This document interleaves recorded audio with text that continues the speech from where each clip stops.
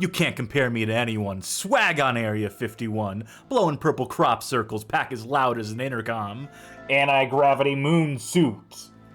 Hello, Charky. Hello, Johnny. Hey, Cass. Meep boop. Welcome, one and all. Welcome to the Bad Game Hall of Fame. Welcome to Area 51.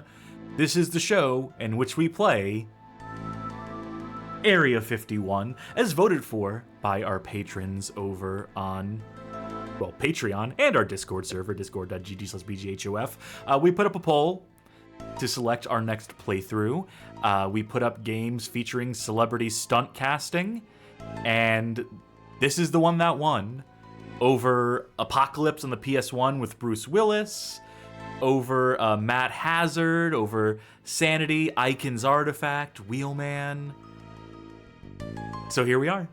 And, you know, I don't recall this being a particularly bad game from my personal experience. Mm-hmm. Yeah, I played a couple of hours of it, and it seemed fine, yeah. I recall this being a game that existed. But I played a little bit of it myself, but I got bored fast. I mean, not bored as in like, oh, everything about this game is Drek. But like bored as in I looked at everything else in my library and was like, I could play something else right now. Well, I'll tell you this captivated. I was not captivated by the guest casting of the several big names in this. That's the real thing. That's the big thing here, is that, you know, in terms of celebrity stunt casting, this game certainly did it. And its main character is portrayed by one David Duchovny, he of The X-File. I believe he's the titular X-File. Mm-hmm. He puts in one of the sleepiest performances I've ever heard in a video game. And there's another guy as well, another celebrity of sorts. We'll get to him when we get to him, even though I'd rather not. I will say, you want to talk about a bad game? You want to talk about a bad game? Fucking, how about Area 51, the arcade game? That game fucking sucks. One of the worst light gun rail shooters of all time. Now, I'll tell you, the correct way to play it, they keep this from me, it's a secret, like Area 51 itself. But the correct way to play it is, in the first level, you don't shoot any aliens, you just shoot the star members, unlock Kron Hunter mode. Yes, I know, right. Sharky. Play the game with inverted color scheme. Yes, that's the way to play it. It's the fun way to play it, is when you can't see anything.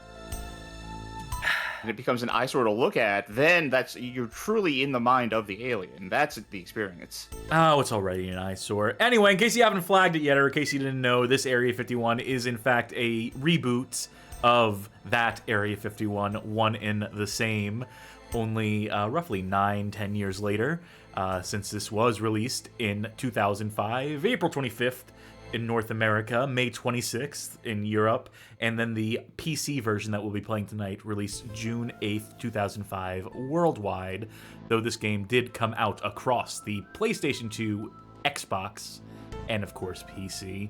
Developed by Midway Studios Austin, published by Midway, and we will have a history section here.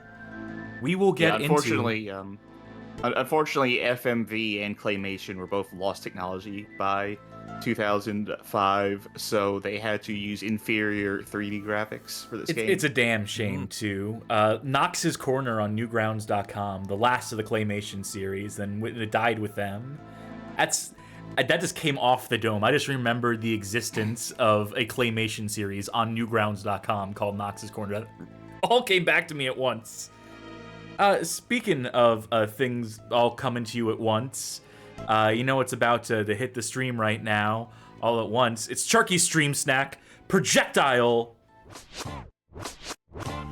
onto the screen, all over everything. Tonight's Stream Snack is Alani Nu Orange Kiss, and our food is Toma Chicken in Salsa Verde Empanada. Now, I've had the beef on this show before. I thought that was actually very good for a, empanada that you just toss in the oven from the frozen aisle.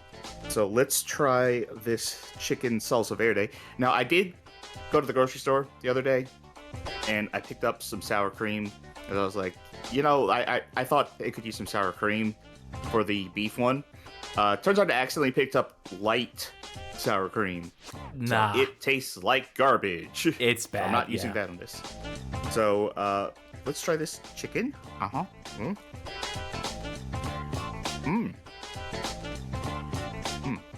Okay. That's a very strong, relatively strong salsa verde. Let me take another bite here. Oh yeah, that's the tartness of that is coming through real clear. Just checking something real quick. Yeah, that's lime. The lime is so strong in this flavor. That's not bad, but this is way more flavorful than you would expect out of like a a frozen food aisle thing. And did too They have like much. a decent. Oh, thank you for the gift sub, Anonymous. But anyway, yeah, this is good. This is good. I think I still prefer the beef. I generally prefer beef over chicken, but I'm impressed with this Toma brand. Pretty good. That was actually Toma gifting a sub in the chat. That's how they agreed to do the sponsorship spot. I mean, I'm drinking my Monster. I'm drinking a Blue Monster today. I don't know what flavor this is supposed to be, but it's fine. What's it called? It's just called Monster Energy Low Carb. Oh, it probably. Well, I can tell you what. It probably doesn't taste like bread. Anyway, Probably. Johnny, what are you having? I have my coffee as usual. I have a caramel latte today. And again, on the healthy side, just got some fruit, an apple, and a little orange if I need it. I ate 12 hamburgers earlier. Oh. In a row? Yeah, all at once. How you Crystal. Fine. Okay, They're Crystal, yeah, sliders. there we go. Yeah. They're sliders, so it's a bit of a cheat. But they were fine. That was my. Alright, well, I think that. Yep. Yeah, so I think I'll order for the stream snack. I had a hamburger too for dinner, but it was just one hamburger. And it was a normal size one. I had chicken in wrap, like breaded chicken in wraps. I didn't eat all day, in fairness to me, since I'm seeing Carmen in chat saying even for sliders that's a lot. Look, I was hungry, okay? Okay, quick story before the stream snack ends, I guess. Yesterday I had to go to the dentist, so my mouth was like completely numb for like 6 hours. I was so hungry, like I was fucking starving. So when I went to the grocery store, I knew I couldn't eat anything for like another 3 or so hours after that. So I just got like one of those like tiramisu, pre-made things they have in the bakery at the Walmart. I just like inhaled that thing. No chewing required. Just basically drank a cake. Or else like tiramisu, I can avoid having to chew on that thing. And like, God, I needed that. Anyway, that'll do it for the stream snack. That'll do it for the stream snack. That'll do it for this prologue screen. How about we cut to that 4x3 and get on with the history section. So, first of all, I just want to point out this issue 163 of Retro Gamer magazine, published December 2016. This article written by Paul Drury, titled The Making of Area 51, interviews with the developers behind the original Area 51, a wonderful compendium of knowledge on that particular arcade release, and about that arcade release.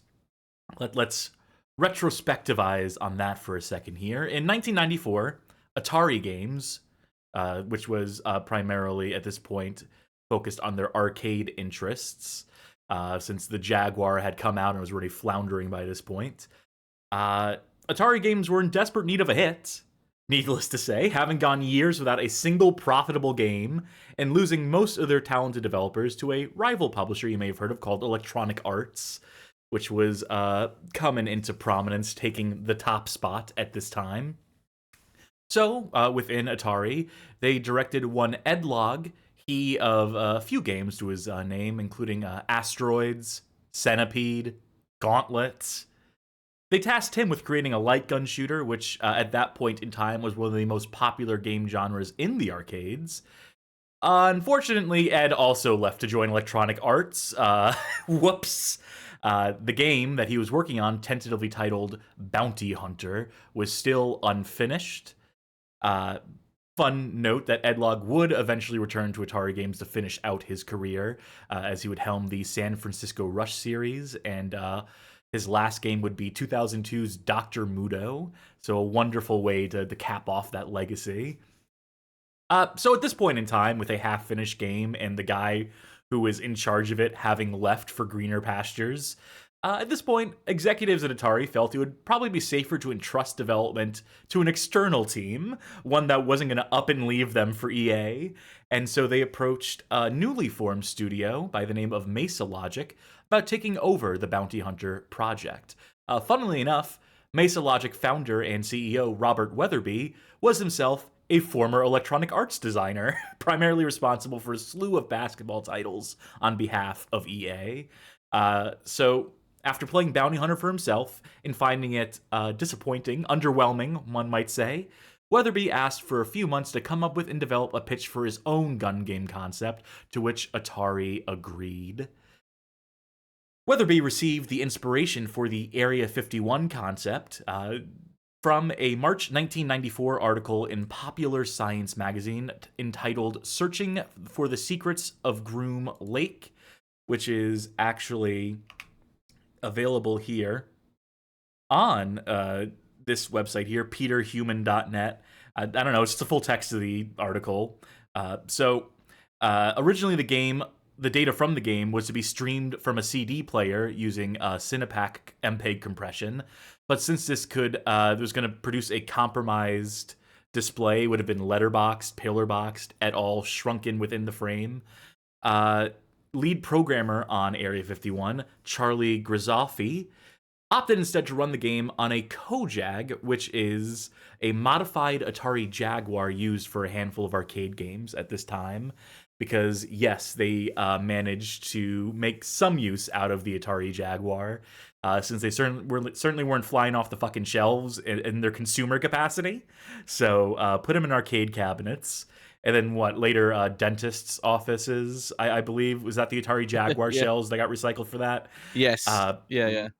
So the Jaguar would interface with a hard disk drive, and using Grizzoffi's compression algorithm, would load that data off of the hard drive and stream it in real time, which gave it the ability to load faster, more consistently, and in higher quality than the likes of running it off of a disk, possibly even a laser disc at the time. Grizzoffi actually has some quotes here in the Retro Gamer article, and this is a wonderful article. We can't get into every detail of it here. There's a fun anecdote about how the main guy in Star was just a guy they saw at a theme park.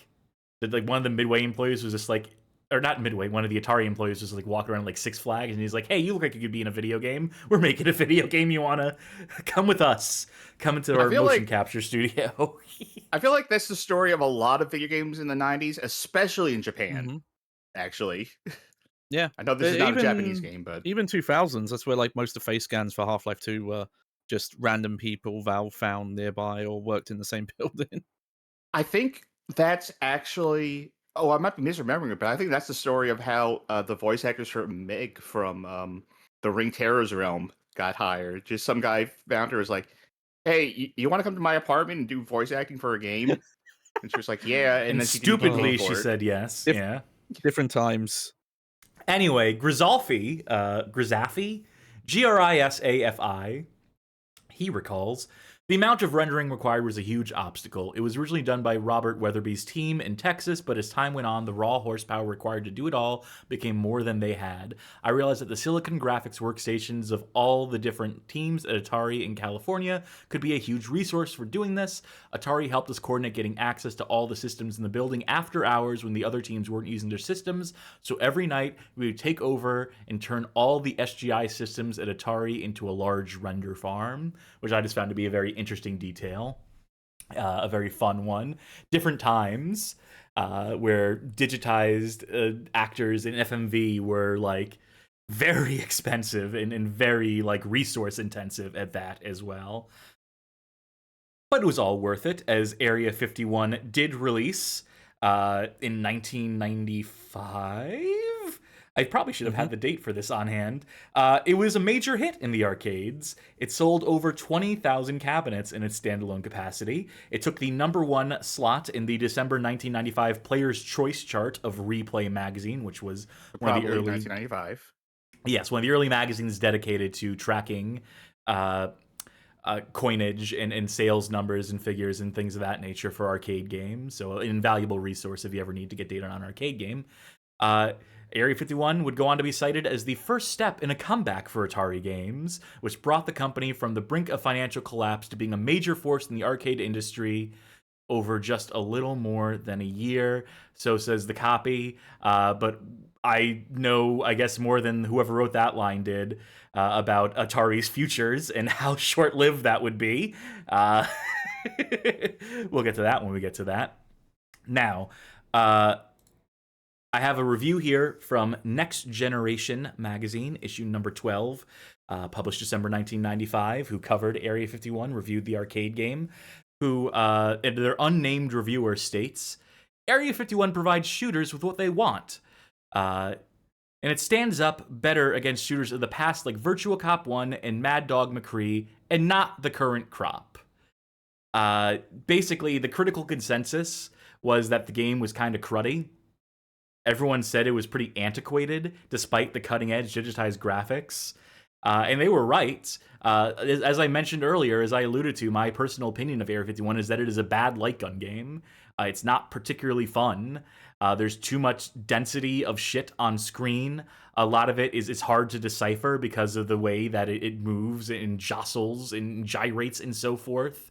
It's good if you were someone like me who is 10 years old on a field trip at a restaurant with everyone else, and there was a little arcade, and there's an Area 51 machine, and you were like, hell yeah. And it wasn't your quarters that you were spending.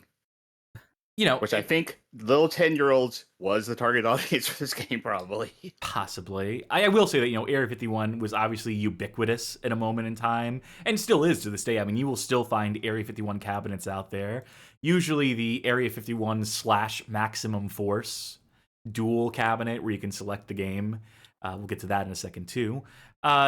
Just to close out on Area 51 specifically, the game was ported to the PS1, Sega Saturn, and personal computers. Despite the arcade version running on a modified Atari Jaguar, it was never ported to the system itself. According to Atari Games, by the time of Area 51's release, the company no longer saw the Jaguar as a viable platform. No, you don't. You take that back. Executive producer Mark Pierce recalled that the home versions had above-average sales by the standards of console light gun games, which typically did not sell as well as other arcade ports. Probably something to do with having to have a whole other fucking peripheral for it. It's just, barrier to entry.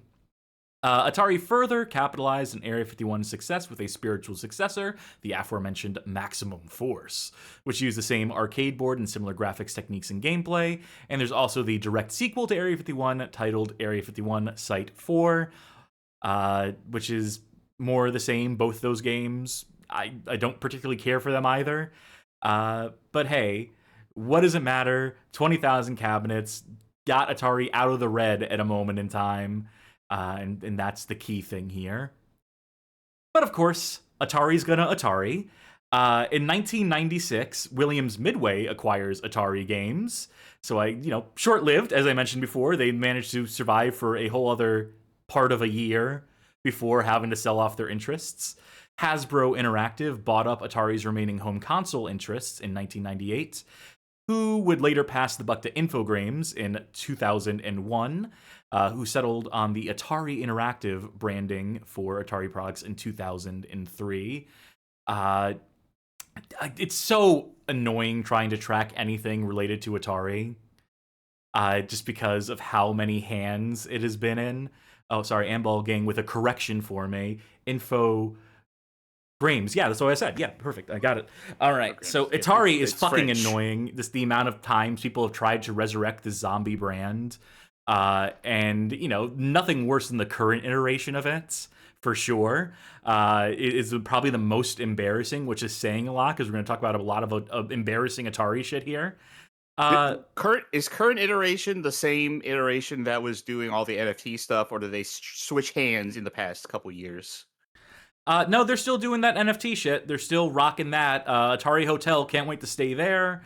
I would love for them to stop sending me fucking emails, for them to take me off of their like newsletter.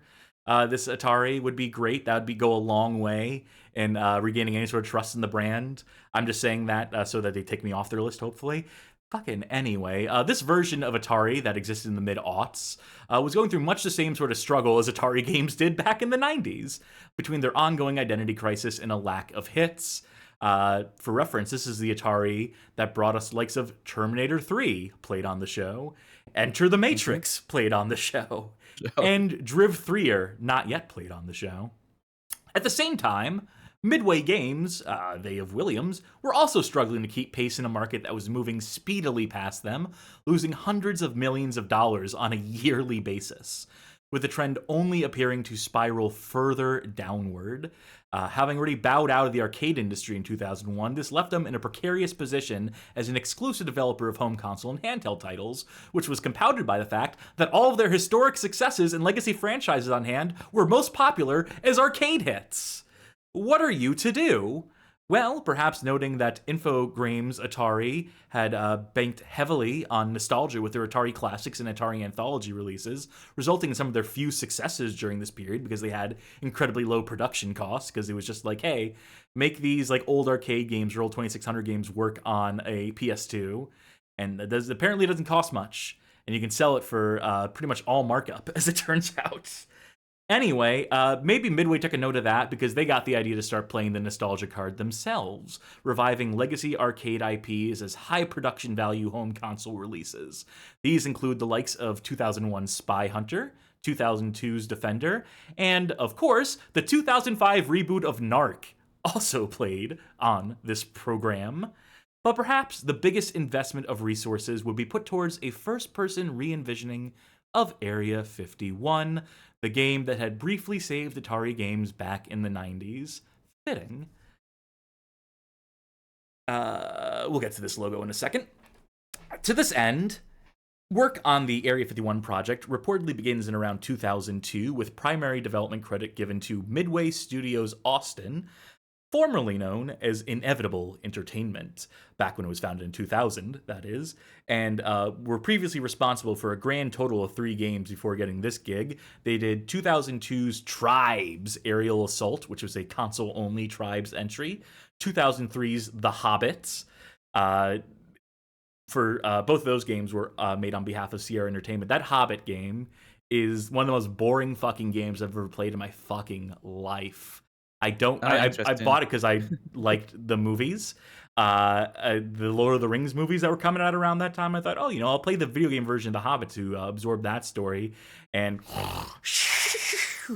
curious, because that's the one I always hear positive things about. And also, they contributed, that is to say, Inevitable contributed some unspecified contributions to 2002's Defender reboot, the one that Midway done put out.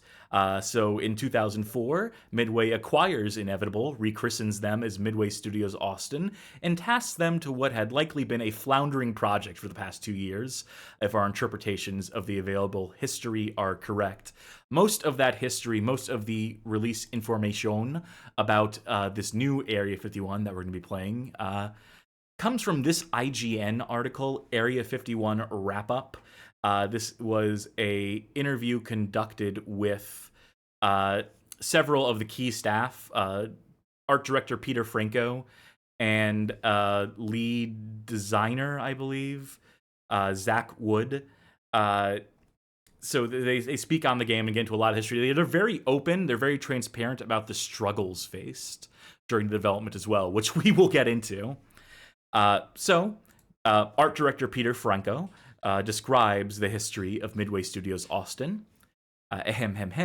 Midway Studios Austin is located in, Austin, Texas, that is.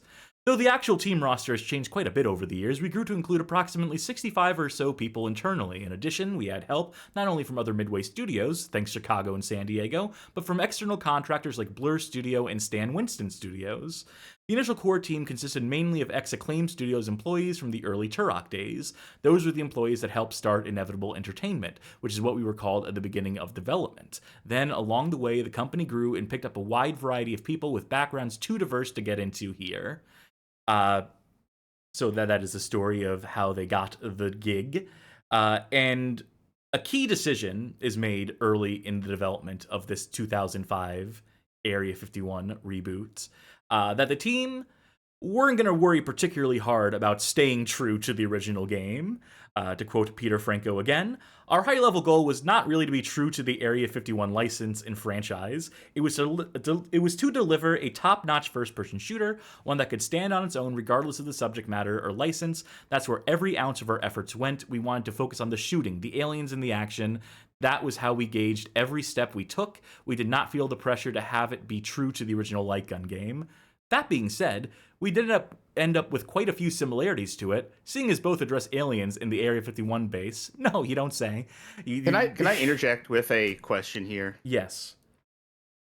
Let's say we live in a world where people are like, oh, I can't believe that they're betraying the original Area 51. Go back and make your game more true to Area 51. What would a true to Area 51 game even be?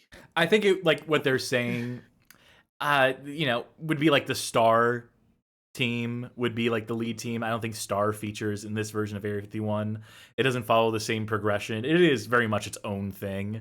It is, yeah. It has basically nothing to do with the original Area 51.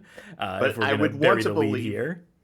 I would want to believe that in the world where they said we're going to make it as faithful as possible, that all the enemies are just like scanned claymation models rotated in 3D sprites like Doom enemies.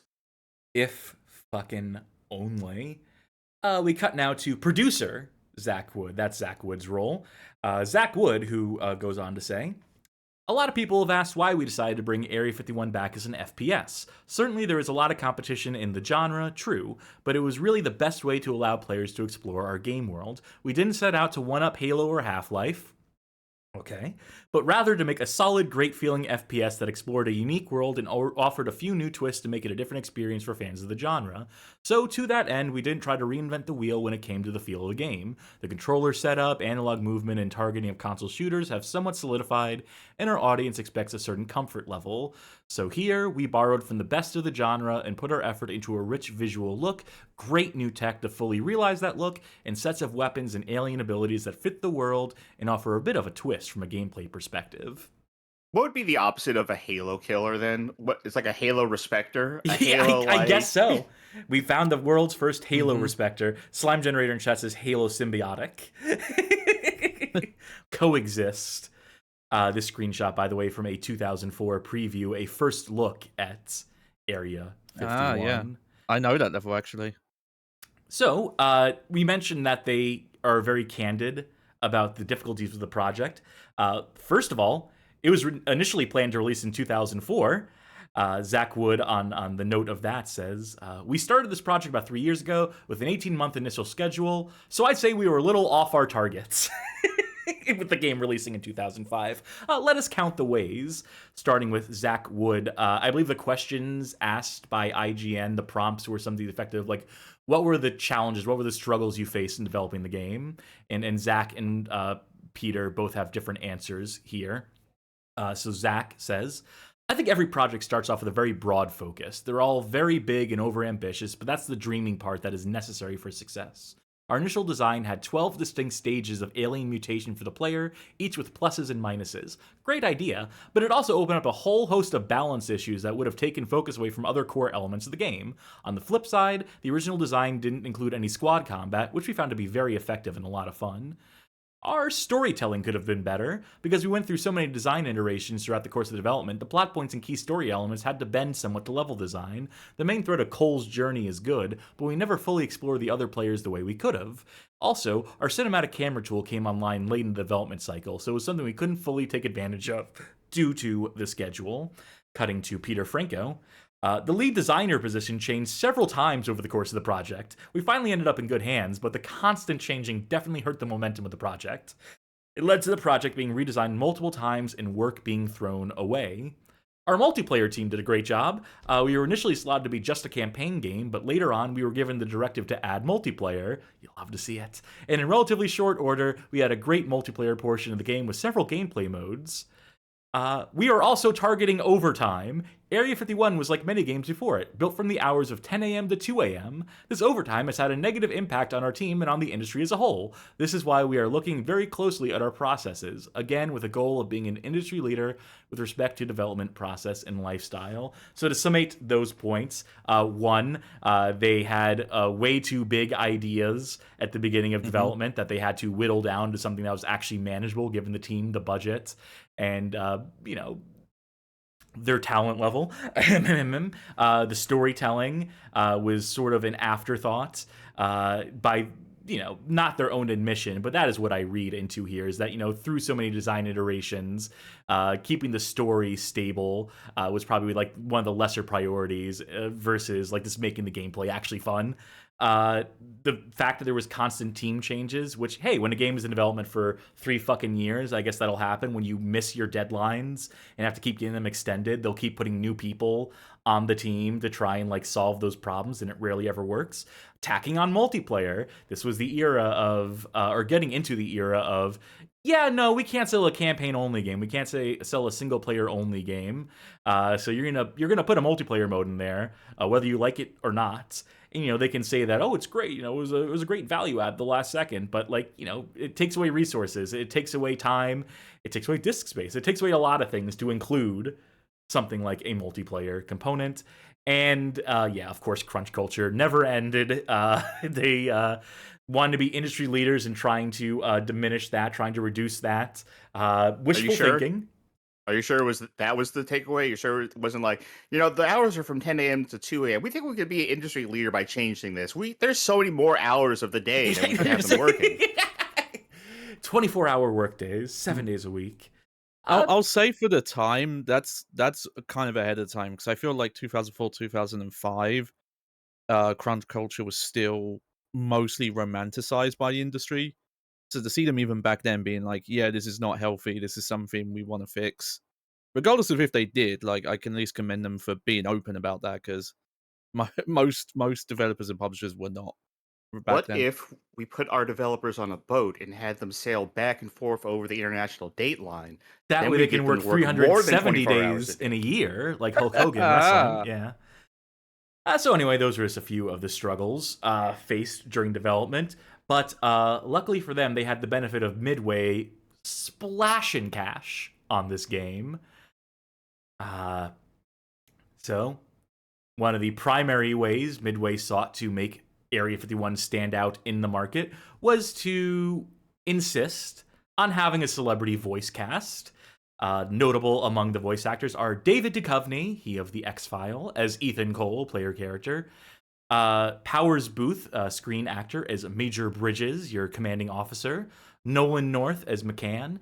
Ian Abercrombie as Dr. Winston Cray. Ian Abercrombie, by the way, from that one Seinfeld episode. For actually several Seinfeld episodes. He's the guy who eats the Snickers with the fork and knife, which is why I put that picture there. And fucking Marilyn Manson as Edgar the Ancient and Powerful Gray Alien. Hi, I'm here to play Edgar. You may remember me from my role on The Wonder Years. Well, I'm all grown out, but I'm fucked up.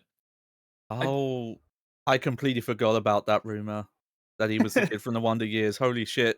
Unlocking memories. Yeah, my co-star, I had to quit that show because my co-star ripped out my 2 bottom ribs, but it taught me an interesting You taught me some cool tricks. But I'm not going to read PMs during the show or DMs or whatever the fuck. We're doing a show here, please. So, in addition to having this celebrity voice cast, they also sought to get celebrities to star in it as a Hollywood motion picture. On August 31st, 2004, the announcement was made that Area 51 would be adapted as a major motion picture by Paramount Pictures, to quote a press statement. Paramount Pictures has reached an agreement to acquire the worldwide film rights to Midway Games' Area 51, a state-of-the-art video game which is scheduled for release in March of 2005, available for use on the PlayStation All Rights Reserved to Computer Entertainment System and the Xbox All Rights Reserved video game system from Microsoft. Christine Peters will be collaborating with the game developer to produce the film, which will be an action-packed thriller. Area 51 brings some of the most cutting-edge technology to the gaming world, says Peters. Who had previously written How to Lose a Guy in 10 Days, or previously produced, I should say. So you can tell that she definitely has a lot of experience in this type of film. Bringing the game's riveting and suspenseful concepts to the big screen will be an exciting motion picture breakthrough. Needless to say, that never fucking happened, because of course it didn't, because video game movie adaptations in the 2000s, one, all sucked, and two, were all getting canceled left and right because people realized, oh, this shit sucks. I do want to say that if you released a video game into 2000s, you automatically got a film deal. Pretty much. Absolutely. It seems like it was part of the PlayStation 2 certification process. Does your game run on the disc, and did you get a movie deal? Like, you remember Dark Watch, the cowboy vampire game I would no have one seen remembers that movie. from Capcom? I would have fucking watched that movie. That had a movie deal. And you know what? It's weird. It's still happening. Claire Obscure got a movie deal. I don't think that's ever going to happen, but they're still giving movie deals to games just for coming They out. are, but is it every video game that gets two different movie deals? Because shortly after this, I just had to mention this, even though this is post the game releasing, they tried this shit again in 2007. They tried getting Grant Morrison to write a fucking screenplay for the Area 51 movie. To quote the second press statement from Variety.com, Paramount Pictures has hired comic book author Grant Morrison to pen the feature adaptation of video game franchise Area 51. Christine Peters will produce through her Paramount-based CFP Productions, with Penn Station's Georgris,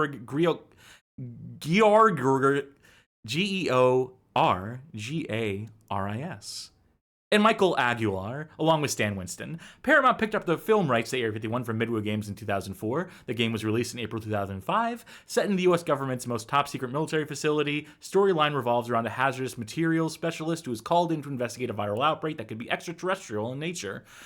Georgris penned an earlier draft of Area 51. Morrison... Georgris. Thank you. I think. So Infogrames penned an earlier draft of... Morrison is a best-selling comic book and graphic novel author who has written runs for popular series including DC Comics' Justice League of America, Doom Patrol, and Animal Man. His revisionist Batman book, Arkham Asylum, has sold more than 500,000 copies worldwide. You know, it would be awesome if someone adapted Arkham Asylum, that Batman video game, into a movie. I would watch that movie. That's a $1 million idea. DC, get on me, James Gunn.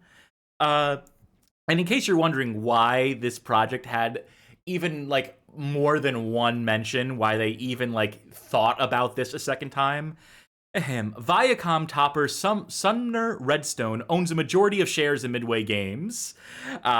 So the reason is because a dude at Viacom had a lot of stock in Midway, was suckered into buying a bunch of Midway stock, so he wanted to maximize the potential revenue of that revenue stream by mixing it with his movie stuff, with his film interests, and so that's the wonderful incestuous relationship that gets you not a movie that ever comes out, but interesting nonetheless. So Area 51 does come out in 2005, as mentioned earlier, and receives largely middling reviews, averages something like a 70 out of 100 across platforms that it released for. There was going to be a GameCube release that just never happened, just was quietly canceled, so we averaged that score across the Metacritic scores for the PC, Xbox, and PS2 releases, and I'm going to pull from 3 reviews here just to give some various different perspectives on the game we're about to play. First, one of the higher rated reviews was an 8 out of 10 from IGN's Ivan Sulik, who says, appreciating Area 51 isn't too difficult. At a glance, it's a beautiful title with quite a few promising gimmicks and some slick gameplay. Closer inspection reveals a game slightly twisted by a strange collection of misshapen quirks and bizarre shortcomings. What neither perspective will tell you outright, however, is that Area 51 is ultimately a great title worthy of a shooter enthusiast's time and money. From its chaotic beginning to its clinically insane conclusion, Area 51 provides just enough classic FPS action and technical goodness to merit a great rating and honest recommendation. For a contrasting view, we go to official Xbox Magazine issue 43, where Ryan McCafferty saw fit to award the game a 6.8 out of 10, a little more middle of the road here. Multiplayer is a potential saving grace, but unfortunately it suffers from vanilla design right down to the weapons and power-ups that float and rotate in the air circa 1996's Quake 1. Not even Capture the Flag or the ho-hum humans versus aliens mode will put you away from Halo 2 or Project Snowblind. If Midway's goal was to make a first-person shooter that was as deep as the light gun blast 'em up arcade game with the same moniker, it has succeeded admirably. The problem is, this is 2005, and the simple run-and-gun FPS went the way of the crop circle about 6 years ago. And for one of the lowest scoring reviews, we go to ag.ru, reviewer Nomad, who saw fit to award the game a 43%. Sorry.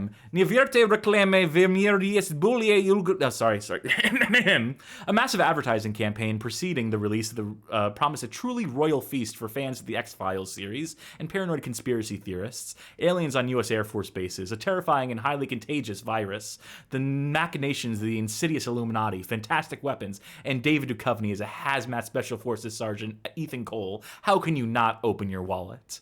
If your hand is already reaching for the bills, beat it with a ruler. In the new Area 51, you will find only bitter resentment and universal melancholy. Don't believe the ads. There are more exciting games in the world. Do you like exciting stories about conspiracies and dark experiments? Dust off Deus Ex and Half-Life. Want to send a couple of thousand virtual bastards to the next world? Painkiller is at your service. And it's better to avoid the box with the inscription Area 51 that temptingly squints with a black eye from the display case. Under the pretty cover lies another soulless product, gray and nondescript, like the skin of a dead alien. I had to translate that from Russian, but I feel it was worth it. So, you know what? Having played a couple of hours of this, I'm gonna call out that Xbox Magazine review. I get not liking it, but I would not describe the gameplay of this as a simple run and gun FPS. Like, that's not how to describe the gameplay at all. It's like very grounded, like horror. It feels like a precursor to what Fear was. Which you wouldn't describe Fear as like run and gun. It's not very Quake-like. Well, and also moaning about like, oh, power-ups in multiplayer float. That's good. They float in Halo. The overshield floats. Shut up. Look, we'll come to a determination on our own. We'll review the game ourselves. For ag.ru, we'll file our follow-up, see if they can update the article. I like their review. It's Xbox Magazine. Yeah, I'll take umbrage with. All right, bring back official Xbox Magazine. I'm assuming it's. And we couldn't close out this history section without mentioning this thing. Actually, no. First, I got to mention that trying to tally actual sales data for the game for Area 51 2005. Those numbers are not out there. The best I can do for you is VG charts, for as reliable as it may or may not be. According to their guesstimations, they're completely unsourced, unverifiable estimations. The game likely sold somewhere in the neighborhood of 750,000 units on consoles between the Xbox and PS2. This was evidently good enough to keep Midway from completely imploding overnight, so there's that. And it kept Midway Studios Austin in work long enough to develop and release 2007's Black Site Area 51, a sequel game for the next generation of consoles, which apparently ditches all the events of the previous installment, the game we're about to play. Black Site was actually received far more disastrously, and is probably the game we should be playing, if not for the theme of the poll. And in one of the funniest things that happened here, people mentioned earlier, people in chat were like, wow, it's surprising to see developers be so honest about the struggles the game faced. Well, funny you should mention that. This game cost someone their job, that someone being lead designer Harvey Smith, who got let go from Midway after he spoke to the press about how the project was, quote-unquote, fucked up, and accused the soon-to-be former company of gross mismanagement. We'll have to get into this when we do get to Black Site Area 51 on the show. In the meantime, read this Eurogamer article, which just lists all the litany of complaints that fucking Harvey had about his company that led to his getting fired. Man holds nothing back. God bless him. So, not that Harvey would have really had a job much longer at Midway anyhow, considering that the company never stopped losing money and signing themselves into bad credit arrangements and stock deals to try and keep afloat. So they wound up filing for bankruptcy in February of 2009, sold the bulk of their assets and IPs to Warner Bros. Interactive in July of that year, and ultimately spawned NetherRealm Studios in 2010 in order to facilitate the one thing Warner Bros. Were actually interested in acquiring Midway for in the first place, that being Mortal Kombat.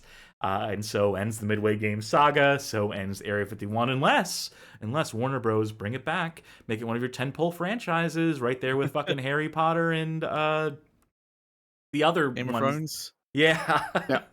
Now, there is one bit of history I would like to add that is not mentioned in your notes here.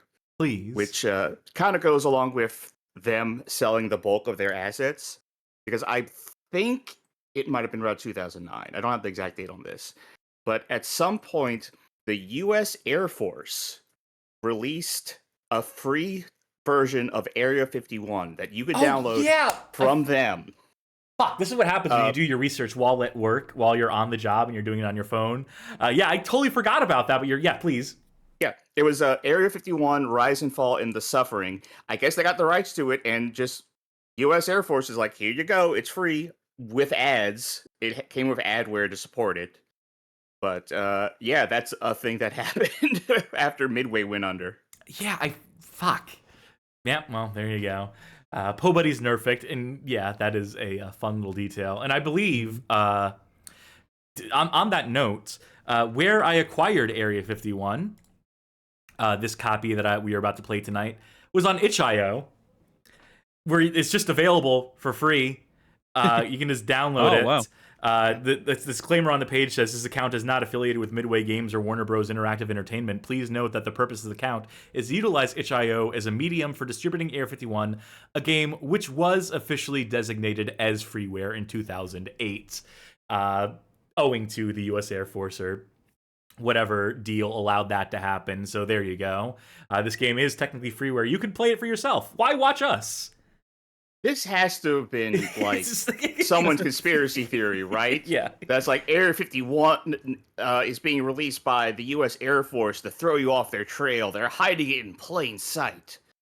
I mean, that would line up with the actual US government's history of purposely spreading alien conspiracy theories to cover up what they did at Area 51. So, now I will mention that this download is not probably won't work for you right out the box. You'll probably have to get like DG Voodoo, do some configurating. You may download patches. You may maybe choose to download patches to improve the game. I didn't do that. I want to play it as close to raw as possible.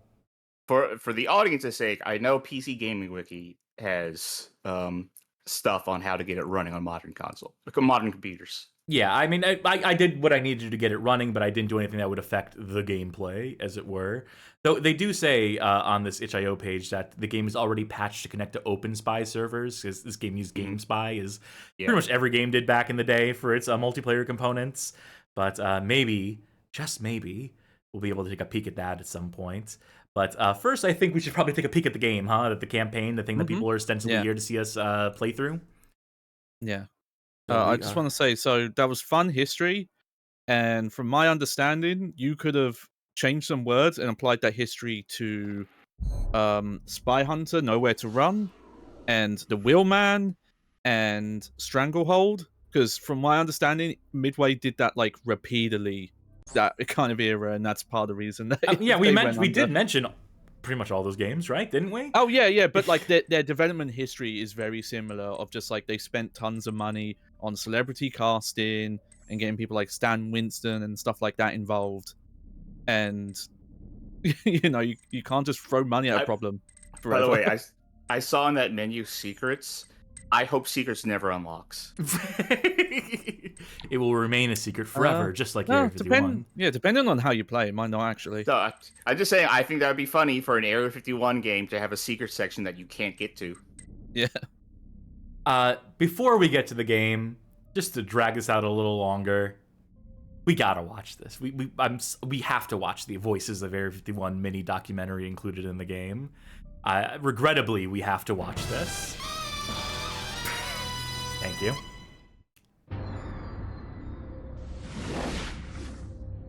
Oh, that fucking sound effect, come on. Yay! Yay! All right, yay! Boo!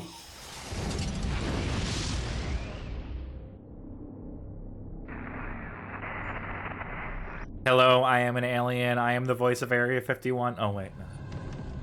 It's an interesting challenge when you do voice acting. I enjoy it because it's fun to take really specific direction from the people that know the game so well. That was really good. Try one more this time. Whereas if I was acting and somebody tried to direct me that specifically, I'd tell them to go, you know. Take, Yeah. Let me just talk right over this fucking guy. Yeah, that was a good read. Could you try it again, but sound more like a professor who fucks? Seemed kind of to share a lot of similar That was the plot of Californication, right? kind of a distaste for mankind. That's one of the seasons, yeah. We probably should hear Marilyn Manson's voice so I can make a joke about it. You're going in. Area 51, I think. I Powers mean, you Booth can is make the fun of man, his though. look. it attracts me This is like one of the lamest looks I've seen on it. first. As a player, you're involved in the story and the Oh, creation. you're telling me Powers Booth actually played the game? Fuck Hell off. yeah. What, you saw it? It was on camera. No, You can't fake that. no, they were playing Tekken. Is be able to get not only script but characters in it that can actually bring this to life, to make you feel like maybe this is true, maybe this is possible somehow.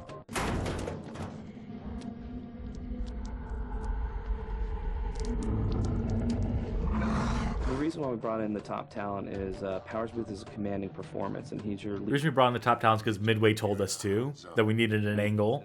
the alien. Are you comfortable being hunted? David Duchovny, I think we're all familiar with his prior roles as kind of the person who wants to believe in the conspiracy theories and aliens. By day 3, I wanted to punch him in the face. By day 7, I did. All three of them just kind of combine to form Why put that line in here? a Fantastic. interesting No piece notes. of work. Ramirez, systems in your location aren't functioning properly. The backup power grid is failing. Your first objective is to get the generator online. Roger that. Try one more time, and this time from the top of paragraph 3. Just give me a little more sense of creeping under my skin. When we come into the studio, my goal for the Lady, you don't ask Marilyn Manson to give you a sense of creeping under your skin. He'll... to make the game come to life. These are reflections on your dead friends, basically. Once, after cleaning up a hot zone in Bisbee, Arizona, Crispy and I had to spend 10 days in quarantine. We really wanted David to come. Wow, what an emotional Yeah, that's reflection the- on his dead friends. Conspiracy. Yeah, that's Hey, the it's inflection Zach. we were looking for. Conspiracy kind of really landed himself. That's Zach from the interview. To David. Your flesh tears so easily. Your bones snap so quickly. So we wanted something really strange and different. Marilyn Manson totally talks like the dude thought- from the goth public access bit. He that does, we, yes. I'm going to the hot Powers Booth topic. was one Do of you them. want me to Has pick a you up some Pocky? stern, deep voice. Life is no fun when you're dead and rotting. Playing video games. There's a They're pause not movies. for They effects. kind of are, but they're not really. Now it seems that video games are so much like films that Well, if you recognize the name Chris Simonon, that's the lady who did all the like voice direction for most of the Metal Gear games, Ah. Looking at it on the screen is pretty amazing. and No More Heroes, and tons of other stuff.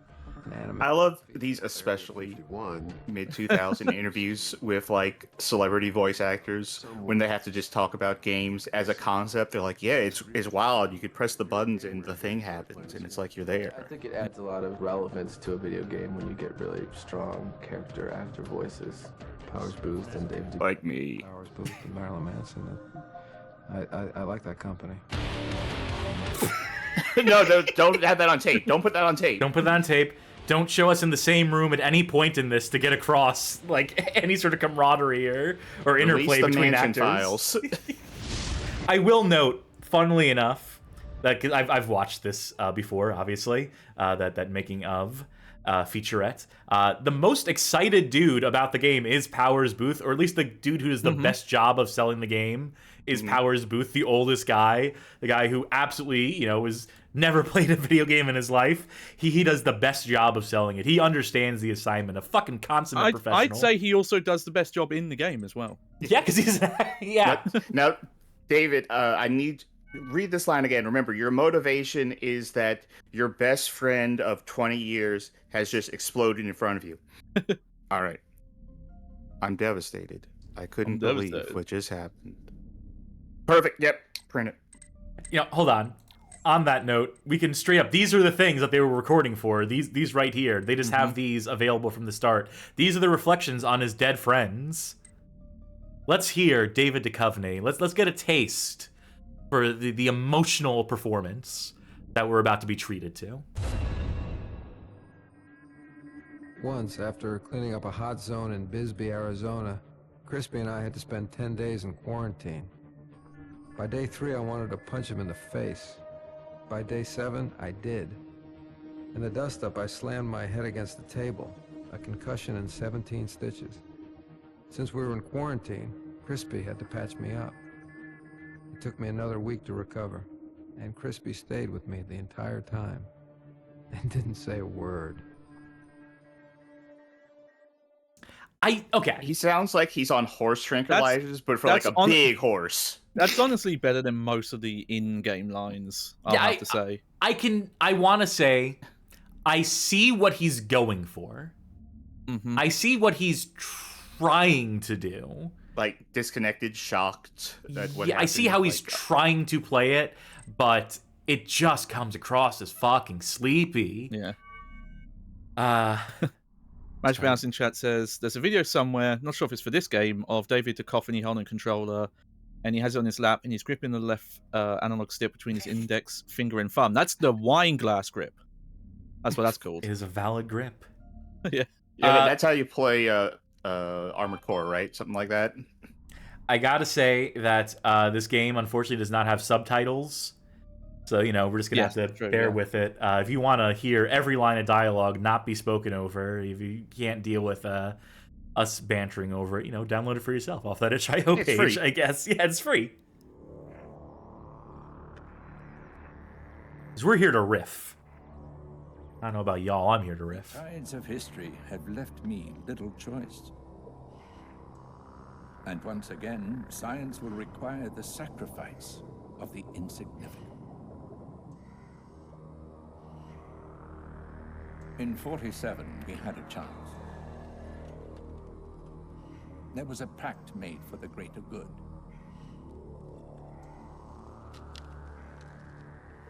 He's about to do a camcorder LP. He's recording a screen. And today it will be broken.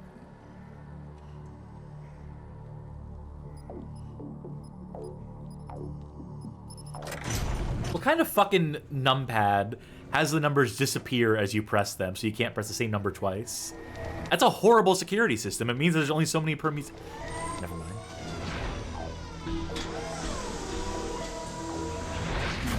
It's a shame, really, that progress must take such a step back. God, I hope we get a new coffee machine. So annoying.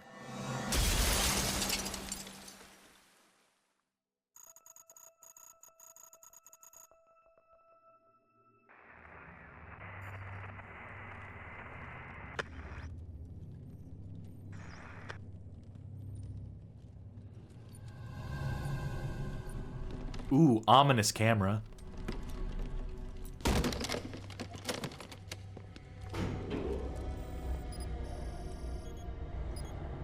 I thought this place was quarantined.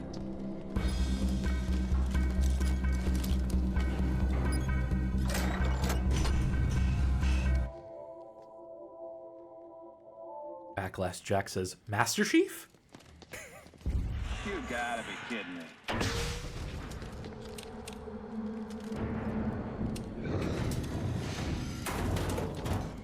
What the? What the? Well, that just happened. Holy shit! Try shooting. Thank you.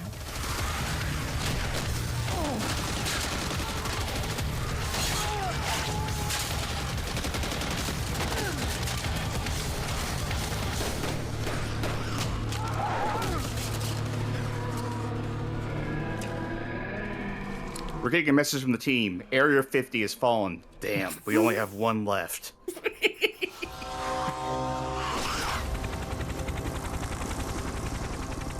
It was supposed to be a routine mission.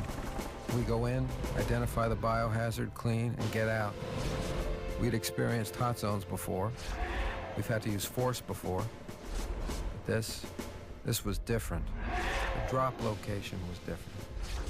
This was a real goat fuck. Government conspiracies, secret weapon testing, aliens. I didn't believe any of it. Nothing could have prepared me for what I was about to encounter. This is my story, my journey. My Area 51.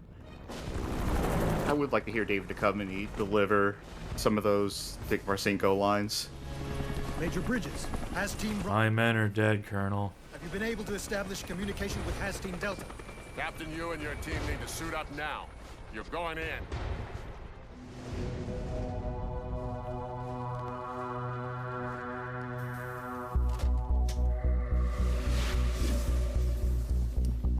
I can't believe they leave that sound effect in the final cut. That's like magician fireball dot wave. That whoosh.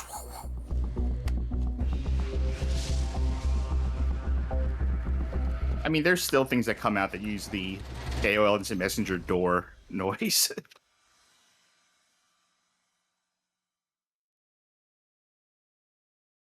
Welcome to Dreamland. There's Kirby. Prepare for preliminary chemical wash. Oh, I need you to stick close to me. They do things a little differently here. This is Area 51 after all. Follow me, Specialist. Oh, camera. Mouse sensitivity. Let's load out the rest of your equipment. And I'm stuck. Oh, there we go. They do things a little differently here in Area 51. Get on that forklift.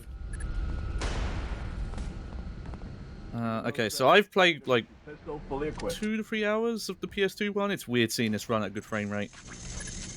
Oh, join Crispy. Yeah, if you shoot all your teammates and none of the aliens in this first level. Make your mommy proud. What do they expect me to fucking do? They put a gun in my hands. And that's why I got kicked off the force.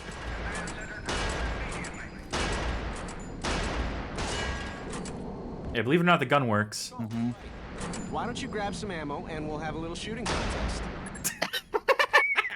I love that reaction. That's great. Schooled, Cole? Like, give whoever programmed that specific reaction a raise. Targets takes home the prize. You better pop in. Yeah, it's a shame. Games used to be more open to just letting you shoot friendlies. Sights on this one. Ready? On your mark? Get set. This is a competition, by the way. I need to shoot 5 targets before he does. Mm-hmm. They say this, by the way. I found this part easier without the sights, honestly. Oh, son of a bitch! Best 2 out of 3? Let's not keep them waiting. Move out!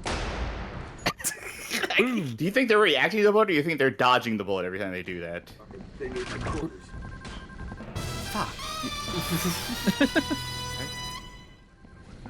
I didn't even...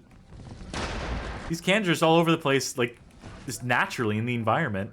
That's what I call environmental storytelling right there. I think you might have missed the guy trying to interact with the machines. Do you notice that all the doors that you approach close because they're secrets? It's about time. Is there a run button? No. There's a walk button. Alright, so you're not allowed to run with your arms behind you? No Naruto running. Nah, that's not the part I'm thinking of. Yeah. That's gonna make me laugh every time I see it. What's going on here? They called out the fire. Nice try. Mission specialist, you'll need your scanner. So I haven't figured out like the exact game to compare the game feel to this for, but it is definitely that like 2005 post Halo 2. Like it reminds me of what like stuff like Killzone.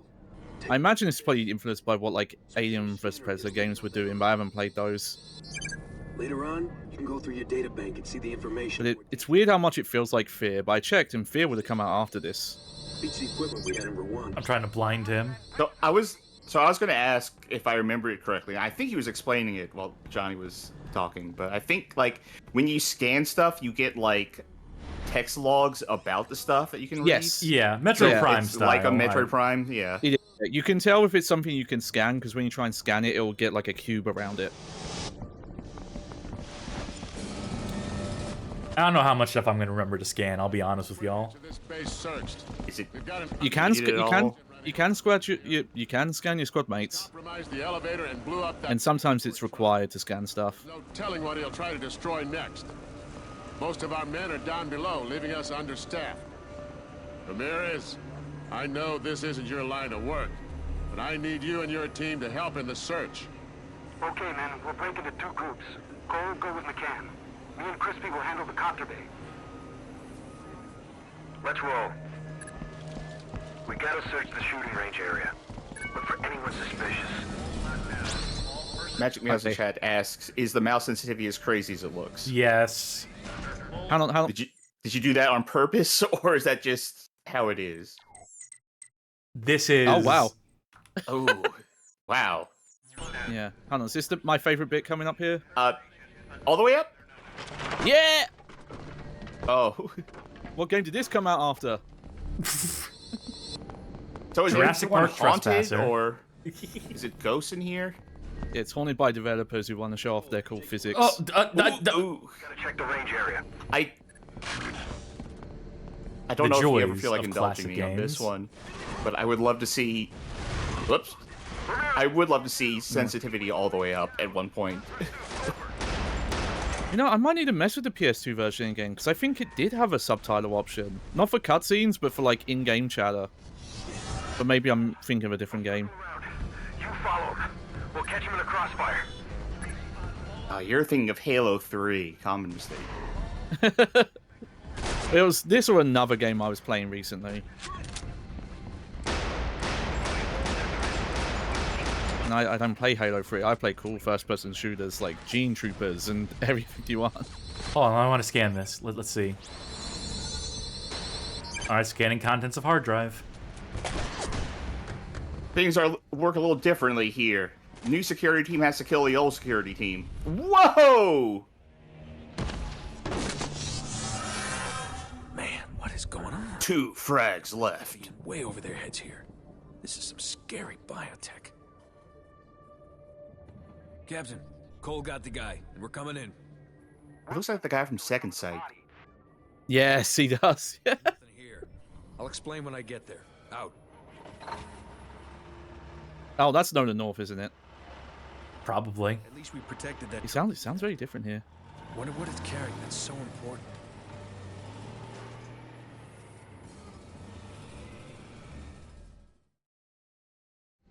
I wonder what's so important here at Area 51. Yeah. So I will say on PlayStation 2, this game is quite a looker. Like, I think it's one of those things where the visual, you know, like texture quality and stuff like that's the same as the Xbox version, but it does run like ass at times. Am I mishearing it, or when you pick up those ammo things, does it sound squishy? It sounds squishy. Bio ammo. The latest innovation from Cole. I'm glad you're part of the team. We sent a team to recover whatever was left of the Scan your squad mates, see what they're made of. What are you made of, soldier? Okay, man. The elevator should be fixed. Let's move out. There we go. It wasn't fucking working before. I mean, the scanner's fucking awful. The scan range on this thing sucks eggs. You have to be right up next to it. You have to be like staying right. You know, I might as well just fucking look at what it is and be like, I'll make my own observations. Yeah, I think you can be like I can tell how much oxygen is in there just by looking at it. See? Give one of them a little shoot for good luck. There we go. There's a specific guy that if you scan him, he has a reaction that I want to see. Meet up with them and report your status. Oh, that's why he's the captain. Yeah. We're counting on The thing I don't like is that animation for the scanner takes like 2 seconds, and it happens every time you swap. Foremost covert government resort and spa. Crispy, shut the hell up. Oh, yeah, cool. A little to... There you go. That's all you're getting. There it is. That's all you Everyone get. else gets annoyed, but Crispy likes it for some reason. Because he's the group's Joker. He's the comedic foil of the group. Into the base, I realized just how large it was. Everywhere we looked, we saw secrets. Spy planes, banned weapons, and a lot of scared people. The virus was designed... YouTube passwords. Those infected began to... Oh god, that was me yesterday. But they lost in humanity. They gained in strength. The command staff thought they'd responded fast enough. That the protocols had worked.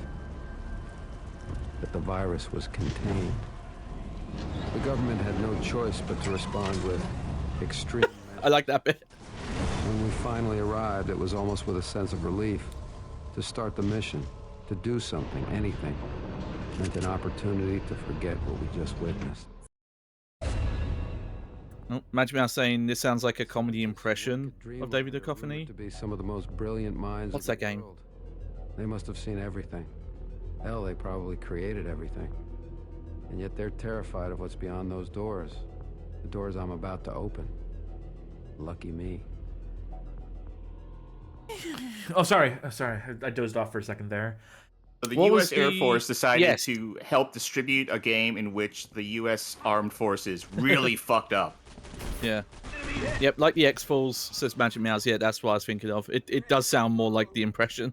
Affirmative. What's the situation? They keep charging us. We're barely holding on here. We have orders to pass through here and link up with our Delta team. Incoming!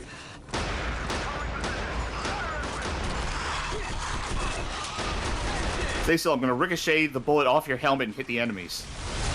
Yeah, they'll never see it coming.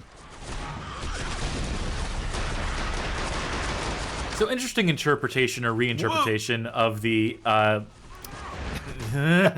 of mouse sensitivity options. Yeah, it's an interesting way to fuck up a mouse.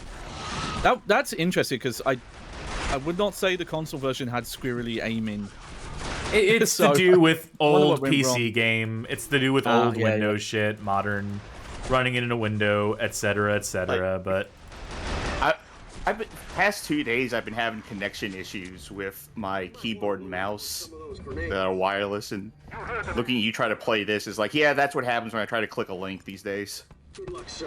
We still have guys out there. I will say with the scanner, you can scan some people and it'll mention like, oh, this guy has condoms in his inventory. So it is a really good scanner.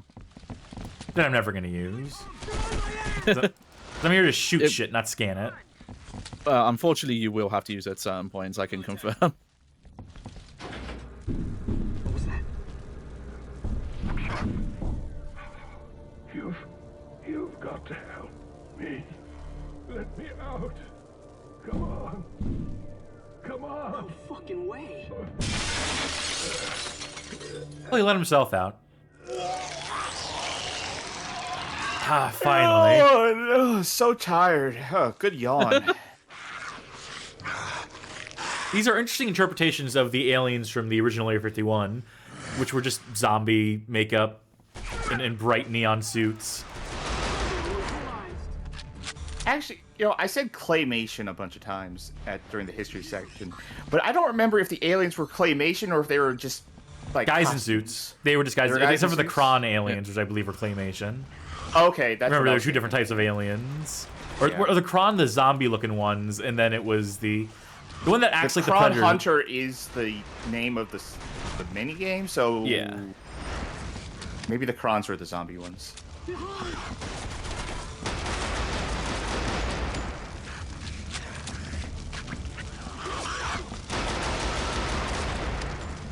Not much of a threat so far, but you know, there's time yet.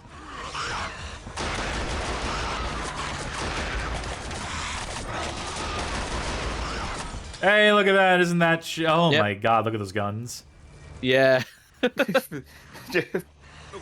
No concern for ergonomics. You stop making the sound every time the mouse fucks up. Just straight up, it's gonna happen. We don't need to comment on it every single time. I just get surprised. That's all. I keep telling you, controller's the superior input method. I was actually reacting to how blocky those guns are. No contact. Something. Okay, this is. They Is this something? It's like worse around the arcade cabinet for some reason. Built Atari tough, built to last. Yeah. I was gonna say they should let you play the arcade cabinet. Huh? What? Yep. So this is a gimmick in this game. Is that okay? Something's really fucking with the mouse. Hold on. Yeah. I might need to full screen this if this is gonna keep happening. Because it's becoming literally unplayable, and not in the way that we like here at the Bad Game Hall of Fame. Yeah. So. But I did stop saying "huh." You did, but if this doesn't work, then we're just gonna have to fucking deal with it.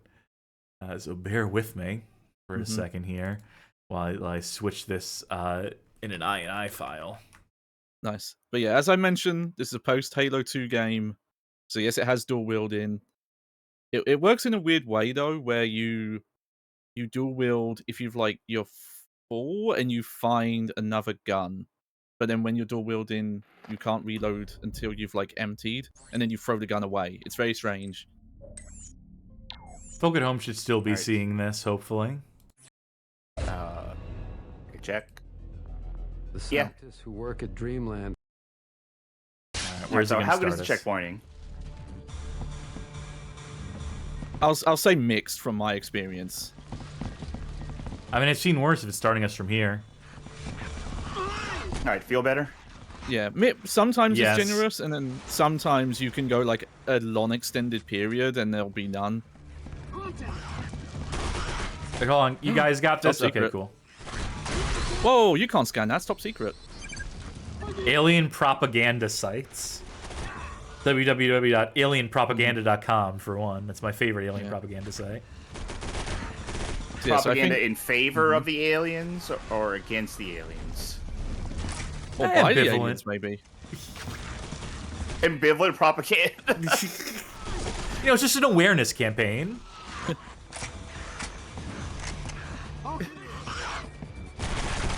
Milk. It exists. Carrots. Won't you give it a try? Not for everyone. Remember when Korn started putting out propaganda commercials? As in, not the band. As I was gonna say. The food. The I know they've lobbyists done that for Korn. I know they've done that for corn syrup. Yes, that's what I'm specifically referring to. Okay, yeah. Where they put out commercials, there was a lady saying oh no thanks, that has corn syrup in it. You know what they say about corn syrup? And the other lady's what do they say? That it's super healthy for you? You know? Yeah. That it's actually made of real veggies, and the lady's oh, you're right, actually. I love corn syrup. Yeah, it's really bad. If they had cast the anti-corn syrup lady with an actual straw-made scarecrow, it would have played the same. It's that bad. It's that bad. By the way, it's we wrote our critics to have no arguments. That'll show them. By the way, the flashlight, actual light source emanating from the gun. Yeah. It's no duct tape mod required. From what I played from this game feels mostly like a tech showcase. And it is, because they built this from the ground up, this engine that facilitates this game. We're doing lighting stuff. We're doing the scope on your gun is an actual scope. It's zoomed in kind of stuff. I feel if I got right up close to a thing and scanned it, and the readout was super contagious body, I'd be oh no. Yeah, I wish I knew that in advance. I wish I could have scanned this from further away. Maybe I could have saved myself a few years. Also, this game does something really ahead of its time, I like. So, in a lot of first-person shooters of this era, you can make people look tiny, because if you get close to them with the guns, you're clipping into the body. But you'll notice if you go near a wall. Yep. Oh, the guns are retracted back. Yeah. Also, I can't reload in akimbo mode. Can you look down the sights like this? Can you put both scopes up to both eyes? Unfortunately not, but you can still see that the scopes are updating in real time. Surprisingly. Weirdly enough, when you zoom in with this weapon, you don't use the scope. Go, go, go! You do for the pistol, but for the assault rifle, it just zooms in. Is there no way to switch back to single? When you expend all your ammo, you will, yes. Oh, there you go. Yeah, I guess they're going for the realism of, well, you know, you can't dual reload at the same time. But or the realism of like, I don't want to drop 2 guns. This is cool. Yeah, but you can carry like.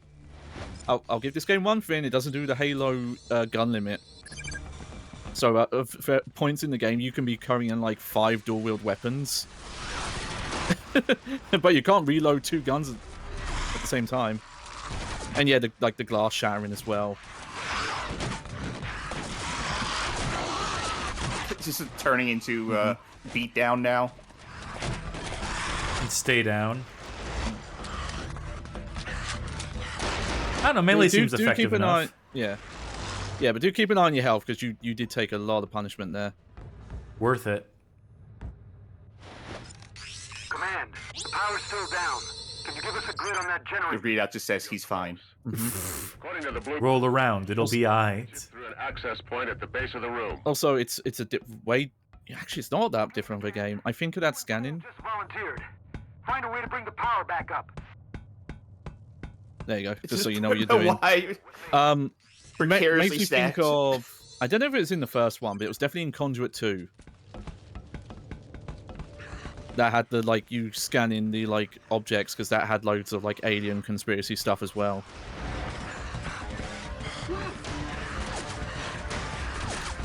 Curious to try those Conduit games. If they're actually any good.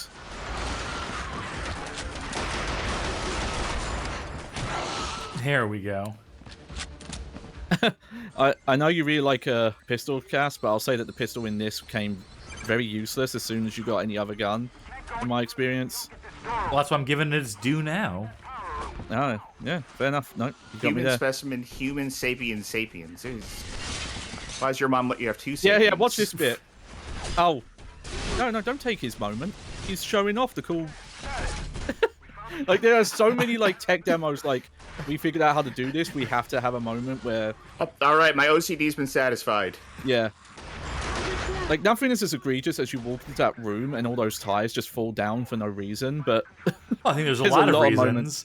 There were 30 reasons. I'm assuming there were 30 tires, so there were 30 good reasons why they did that. Yeah, but there's a lot of, like, moments like that in this. I don't know, I like that. It's cute.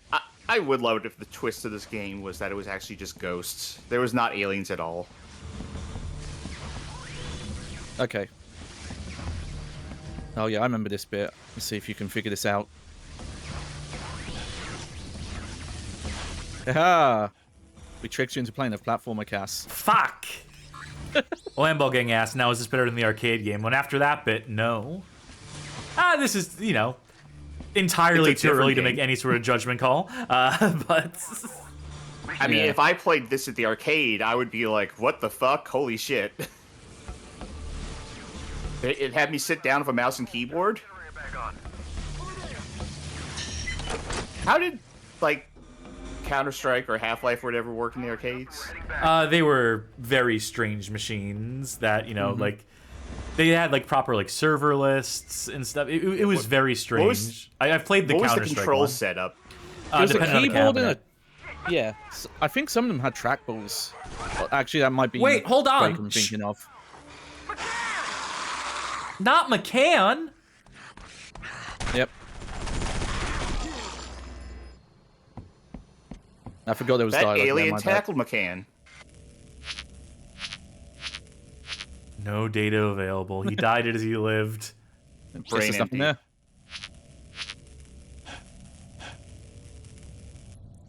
McCann is down. Request permission to evac. Does anyone have a band-aid? With your objective. That's bullshit. McCann's dead. Did you miss that part?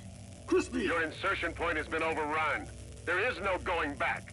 You need to keep moving. Roger that, Command. Bravo. What the hell? We're leaving McCann? Crispy, we don't have a choice. We need to keep moving. The quicker we do this, the sooner we're all out of here. Stay focused. Does anyone ask you for my opinion? They don't care what Cole has to say about this? No? Okay, cool. That's the funny thing. Do we Do we suspect that Cole was supposed to be a silent protagonist originally? Yes. I would say from what I've played, that makes a lot of sense, because he only talks in pretty much loading cutscenes and a couple of like cutaway cutscenes. And I think the implication is he's like narrating after the events of the game. Yeah, that was the like implication I got. Yeah. I just didn't have anything to say at the time. Yeah. I did see an earlier comment from Sock Puppet in chat mentioning about if you're going to do celebrity stunt casting to use the likeness. That actually wasn't that common in this era. And I think that's to do with, like, when you have likeness rights, that's a lot harder to get, and you only get it for a limited time. I said, are you clear? Clear, sir. You know, like, think of all the Grand Theft Auto games and their celebrity casting. Or David Duchovny in 13. Now, I gotta say, the Akimbo, usually that's a shortcut to me loving a game. I hate leaving McCann behind, but I know we have to move on. I could tell. I hate leaving him behind. Part of the body count. God only knows what the hell that thing was. I grieve for McCann, but I can't help thinking, am I next? I hate leaving him behind. I mean, we could just put the head right back on and he'd be fine, but we just gotta keep moving. This is Bravo. We've hit Blue Sector. We're waiting for their orders. Bravo, this is Command. Team Delta uploaded a sit rep to the comm center, but the net's down and we can't access it. We need that report. I am transmitting the coordinates to the comm center. If Delta is no longer at that location, retrieve their sit rep and report in. Roger, Command. Bravo out. Okay, team. You heard the Major. Find that comm center. Covering position. So Magic Mouse says, I think the celebrity likeness didn't really start being a huge thing till like PS4 era, honestly. PS2 had stuff like Scarface and Godfather. PS1 had Apocalypse with Bruce Willis, for Christ's sake. Yeah. Okay, so complaints about the Akimbo system in this. Very finicky. I especially don't love how you have no independent fire control. I can't right-click to shoot the right gun, left-click to shoot the left gun, or any configuration thereof. So, no dropping it either, which means that all you can do here is drain it, right? Which we'll do invariably in a minute here as I face another enemy and have to dump 2 entire mags into them. And then the reload animation. So it's like you're punished for running through the ammo there. Okay, I'm trying to remember, because there is the zoom button. I wonder if that does something different if you're dual wielding. What button did you say? That zoom. This is right click. Yeah, because for some guns that's... No, you see when you zoom in, right? Okay, yes. Try that when you're dual wielding. Okay, that's right click. It does nothing. Oh, you tried that, okay. Yeah, I just said that right click and left click. Yeah. Sorry, I thought you meant it wasn't doing anything now and I got confused. Because I know for some later guns, it's also alt fire. But yeah, no, you're totally right. The dual wielding is strange. This guy's... he couldn't handle it. Oh, pistol acquired. Oh, I thought I was going to have 2 pistols. Fucking game. Fucking tease. No, weirdly, for all the dual wielding, you're not allowed to do it with the pistol for some reason. What the fuck are we doing here, then? that's not, military procedure to dual wield 2 pistols. Dual wield 2 SMGs or scopes like a normal person. Everyone knows you can only dual wield guns you have to hold with 2 hands. Oh, I think I still need to be up here. God, you remember Twin Caliber? Yes, I do. Guns in that game. Remember, like, dual wielding everything in that game. Command, this is Bravo. We've retrieved Delta's sitrep. Sending now. Bravo, it appears Delta's last intent was to secure the weapons testing facility and hold until relieved. Did that pop up say... Let's get going. You don't have a weapon. You don't have a weapon for shotgun ammo. I hate it when games do that. Yes. Like, of course, I'm going to get a shotgun. If I see shotgun ammo, like we're not fools here. You and me, game developers, are on the same page. I see shotgun ammo. I know I'm getting the shotgun. Yeah, I remember when I messed with this, that being weird as well. But you do get it very quickly, as you see. All right. I feel like we were playing something recently where like the game was taunting us with ammo for like a solid hour that we couldn't pick up. Oh, right, yeah. I don't remember what games we play on the show, so don't ask me. No, I can't remember what it was either. Yeah, you know, I'm gonna look because that's gonna bother me, and that does sound familiar. Wow, this shotgun sucks. That's all I need to see. Shotguns are like feast or famine in video games, you know? They're either real good or they suck. Wait, did it auto switch me to the SMG away from the shotgun that I was using? Is there a weapon auto switch? I think you can turn it off. Okay. Yep. Always turn that shit off. Just in time. Sergeant, have you seen another hazmat crew down here? Yeah, I will say, I don't know if the PC controls has like quick weapon swapping on like the numbers. Yes, it does. But yeah, because on controller you just have like cycle left, cycle right, which is a bit awkward at times. Speaking of fucking awkward, that reload. Do you have no option but to dual wield if you run over another SMG? Yes. Yes. If there might be a way to drop it, but I never figured it out. I didn't see a control for it.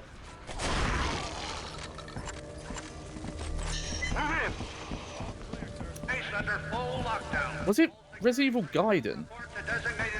Yes. It might have been Resident Evil Gaiden. Yeah.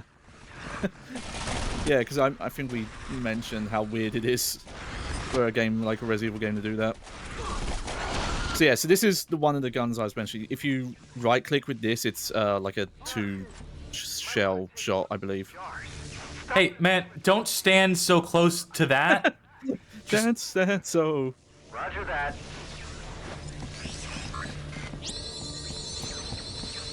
Okay, yeah. See, imagine I was saying the shotgun blows. I don't know. I didn't feel it was that bad. It's horrid. It's no Doom 3 shotgun. Got it. Take position. I think it's more just the enemies are really spongy. Yeah, which is a problem. Okay. Headshot's an instant kill, which is great. These guys, I think, are softened up. I don't know. That seems fine to me. It doesn't have any punch to it. There's no, like, the sound effect is underwhelming. That's fair. Yeah, it does. It doesn't feel strong. Yeah. Also, watch your health. It's real low. Yeah, it's because there's no on-screen damage indicator, really. Yes. You just have to be, like, super tuned in to the bottom left quadrant of the screen at all times. Yeah. It's the one benefit of playing it on console is the heads-up display is bigger on screen. Also, how do I use grenades? Because I think I've had grenades this whole time. Yeah, it's a button. G. Okay, well, Or good. grenade. Good. No, that's good. That's the way it should be. Is been... grenade hotkey. Yeah. I just didn't assume a game of this vintage would have it. Honestly. Yeah. Honestly, this game's from the era where it might have had grenades be something you had to equip to use. Yep, that was the standard. G for grenade, F for flashlight, S for shoot gun. Well, T for flashlight for me.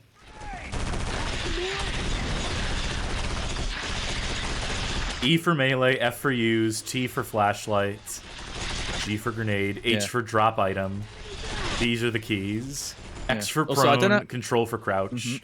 C for change fire mode, V for change ammo type, B for toggle underbarrel attachment. Those are my binds in case anyone wants to know. Okay. Control for crouch if there's no toggle. C for crouch if there is. Well, I refuse to use toggle. So. Toggle prone, but no toggle crouch. See, I hate, again, controller player. Don't like having a whole crouch on a controller. Crispy, the door, now. What was I thinking of? Oh yeah, there is some sort of reload cancelling stuff you can do in this. Again, very Halo-esque. But I can't go any further without an L1 access card. Yeah, like I think as long as the number updates, that's when you can do it. Cole, hustle up and find an access card. I'll cover Crispy. Do a Kara throw for your guns.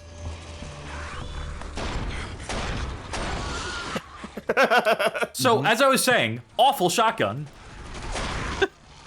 Without the benefit of other people softening up these enemies. Yeah. Great reaction to gunshots. Or here's my headcanon, it did moral damage. He didn't know what to do after he shot him once. I think what actually happened there was that he was going through a scripted animation where he couldn't take damage. Though I will say, these enemies AI, if you just like let them do whatever, doesn't seem great from what I saw. I mean, it looks pretty good to me. That seems pretty artificially intelligent to me. Copier's out of toner. I'll get on it. Can one of you let me in? I got locked out again. Cass, you ever played that Doom mod, Too Many Super Shotguns? No. It's not as a it's a Doom mod, but every weapon is a shotgun to varying levels of ridiculousness and power. I think like the smallest level of shotgun is you hold a single shell and you have a hammer and you just hit the back of the shell to fire it. Hang on, Cass. Yeah, go forward there. One of these guys. Oh, there we go. There it is. Yeah. Yeah, stuff's highlighted. Wait, hold on. Anything fun in here? The Wicked Witch of the... Oh! Was he even real at all? Oh, you got a JB grenade. Jim Broadbean, I assume that stands for. Find that security card and get your ass back here. Alright. Do I need a second one for the other? See, so Magic Mouse in chat, luckily no. Magic Mouse in chat says picking up a severed arm for a hand scanner like it's Doom 2016. See, my brain went like it's Alone in the Dark 2008. We are not the same. Our points of reference. You know, I should probably just take all these other cards too, just to be safe, just to be thorough. I should probably take all the guns and all the ammo. Oh, they're collectible. You can sell them on eBay. You can. This bit's misleading. Shoot. Yeah, you can like barely see the glass for some reason. That's not PC issue. That was like that on the console as well. Well, there you go. Yeah. Well, I gotta know. I think that was your JB grenade. Oh! Shit, I don't think I used that when I played. JB. Well, I'm curious if you picked up a second shotgun yet or not. Not yet. You can, though. You can dual-wield shotguns in this. All things in due time. Checkpoint, crispy hacks. Yo, check out my sick crispy hacks. That's my side hustle YouTube channel. Oh, hey, they flew out. Oh, the time goes time's up. Going up. Yep. Alright, pistols outlived its usefulness, unfortunately. Time to use this useless shotgun instead. 3 shots. Try the alt fire, see how that does you. There you go. It's something. 2 shots. No, I'm sorry. 2 shots. That was 4 shots, technically, because it's using double the ammo. He's behind you. Yep. Oh. Shoot him to speed him up. Yeah. Motivation. Oh. Sleep now in the fire. Well, obviously your health was low. Something happened to your body after death, by the way. I don't know what's going on. I ascended to another plane. Maybe use your grenades too. Yeah. I like the what's it? Lackadaisical, like underhand throw. Say something nice. Say something nice. You know, catch your plane. What do you think? Yeah, the physics are impressive for their era. Mm-hmm. Yeah. You know, the technology driving this is impressive. Yeah. All that stuff was in the PS2 version as well. Now, granted, there were some areas where the game would drop below 10 FPS. So, it's a good thing we're not playing that version for this through. Wonder if this ran at least better than the PS2 version on the Xbox. Oh, yeah, for sure. Oh no, they hit the soda machine. Yeah, but unlike, you know, I got the impression that the PS2 version doesn't have, like, downscaled textures and models. It's just the performance is worse in that version. Are we going to shut the door behind us? Hello? Were you raised in a barn? I'm always surprised by man's ability to survive even the most hopeless of circumstances. We lost McCann, but we each got stronger to make up for it. If we can hook up with Delta Team, me, Ramirez, and Crispy stand one hell of a chance of making it out of here alive. Unfortunately, we'll be weaker because the more people you have, the weaker you get. That's the inverse correlation. Maybe it's like a Jet Leader 1 situation. I didn't know you could hear 1,000 yards there. Find our way through here. Can you show us the best way? The controls are upstairs, but we're not having much luck getting to them. Cole, find your way into that control station and open up that door. I do like the sense of... I'm trying to think of the way to word this. Not urgency per se, but it feels like... The hecticness? Yeah, it feels like every room you walk into is like there's a fight happening already. You're just trying to push your way through it all times. You know. The shit's always popping off. And I don't know if that's like... I'm not even talking about like the pacing of it, the fact that it's like non-stop action. There's like something about the kinetics of it that works well. Now's your chance. The halfway point between original Doom and Doom 2016. Security personnel, please report in. I saw you chilling. Find a way up top and get... He was trying to wait this whole thing out. Maybe more Doom 3 now that I saw that happen. I've not played much of Doom 3, but I do think there's at least a partial influence on this game. You know, I don't know if this is a hot take anymore, but I like Doom 3. I don't think it's a superior Doom in general, but I like Doom 3. Maybe like warm take, you know, it's like a Marmite Vegemite situation. Is there a ladder or is there a staircase? What am I doing here? There was a ladder, yes. But I don't think... Yeah, I got a bit confused in this bit as well. I think I see it. Wait, no, that's not it. Oh, wait, what hangar is that? What hangar is that? Hangar number 6. I know too much. No, it doesn't quite have the same ring to it. It doesn't have the same ring to it.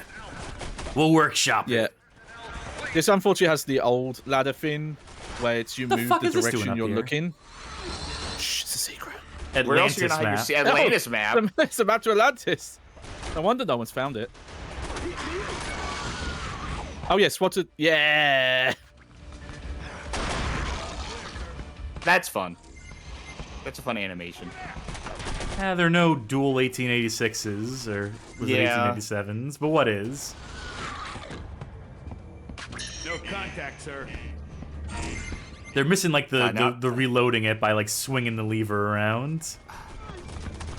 They really should have a level in this game where you have to enter hangar 18, and then a level later on we have to return to hangar 18. Yes. I always found that extremely funny. Return to hangar, that Megadeth song. Yeah, it's just a remaster. Point, they were like, yeah. At a certain point, they were like, "Can we just make the song again?" And the answer was yes. And it is the better version of that song. It's it's not really a remaster. It is technically a different song, but it is straight up like just a sequel song or like a reimagining of it. It has the exact same chord progression, the exact same solo. Yeah. They changed one lyric. They changed one. No, they keep, you know, possibly I've seen too much. That keep that part. The other lyrics are like coming back to it later, and most of the solos are a little different. It is really just like, can we do this again? Can we like military intelligence? Two words combined that still don't make any sense. It's something like pretty much, yeah. Screwed with the capital F. Shut up, Crispy. There's got to be an override switch for. What was that? What the hell is that? It'd be like if by their 5th album, the Beatles made like 12 days a week. Well, I think we've lost another one. Which one was it? Which of my friends is dead now? Well, I guess we'll never know.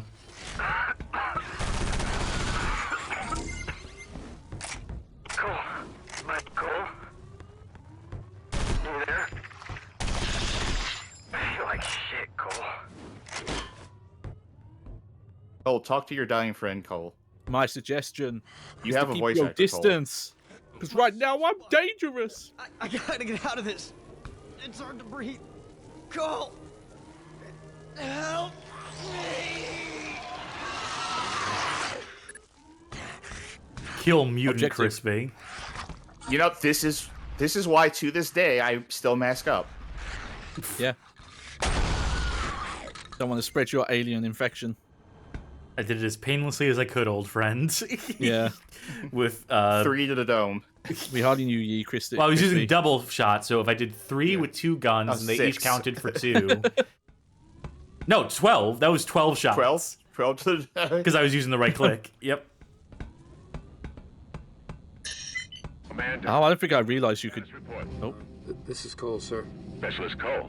Where's Ramirez? Dead, sir. They're all dead.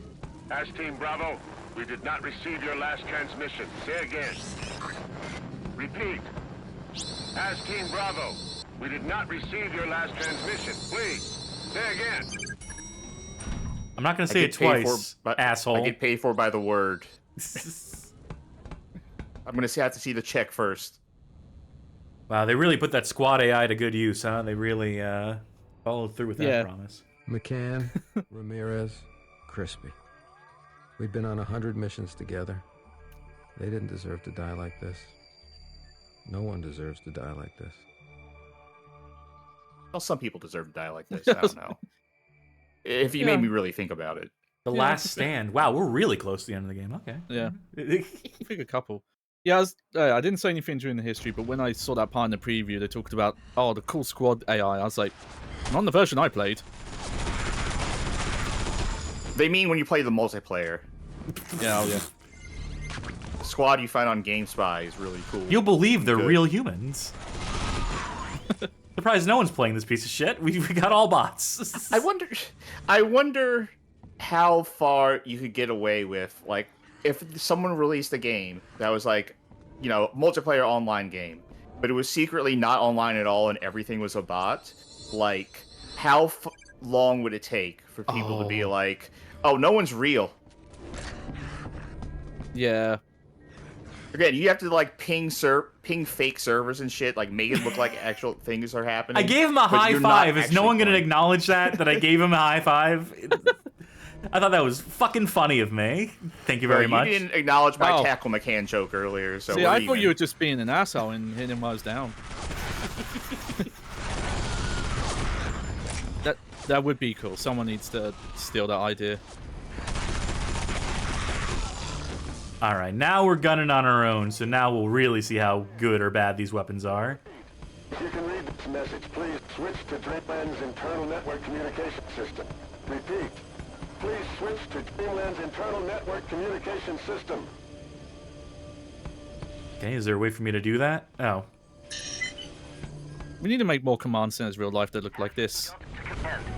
Need assistance. Repeat. We need assistance. Soldier, I'm gonna need to disconnect from Discord and get back on. Visible location. We need immediate assistance. I repeat. Need to ungeek the business. Got it. By the way, folks, this episode almost didn't happen. Because, like, 10 minutes before the show started, I looked online and it's like, oh yeah, Discord, all voices are down. It got fixed, like, just right before the show started. I had to make them install TeamSpeak just to have it as a backup.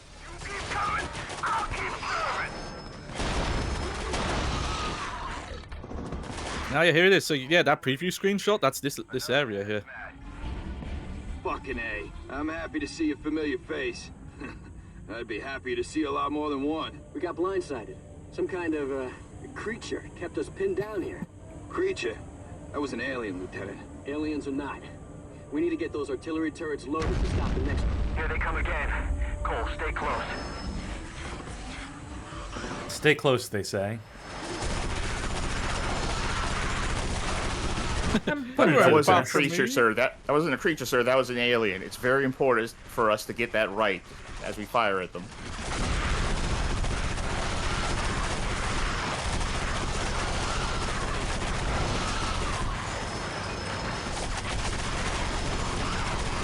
Okay, now my health is starting to suffer. Ah, well. Yep. Good old no cover Cassidy. Had to know. I had to test it. You don't know till you test it.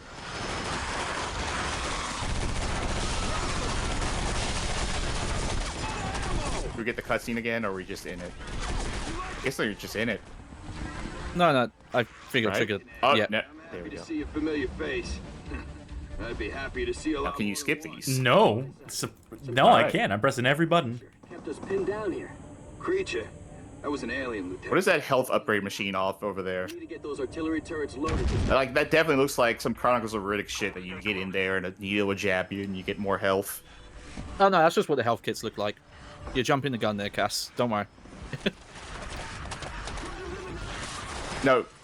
Well, now you're Jump literally in the gun. jumping. He's not telling you jump in the gun. Oh. They're teasing it. You can't immediately use the turret. That's what those are? Those are turrets? Yeah. You'll see. When you're on the other side of it, you can see the barrel. Yeah. Well, you know, they're spooky Area 51 turrets. I mean, we're under the assumption that everyone who works in Area 51 is on the same side. So I'm not sure why you would have turrets set up like that. In case of an alien set up like invasion and or Also, outbreak. I think this is supposed to be a testing area because they've got those targets there with the holes in them. Okay, all right. You know what? Yep, that's the explanation I needed. Bye. They sent me on a mission to go grab the ammo. Oh, okay. Oh, yeah. Why is it squishy? I forgot how squishy that was. Oh. Or spooky. Come on in. It's funny that there is like a horror, stretchy twinge to this game, while you're dual wielding like half the weapons.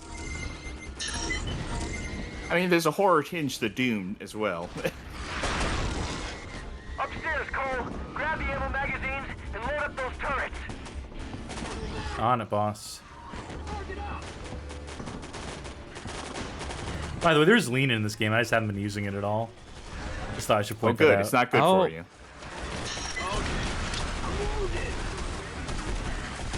I forgot about the lean.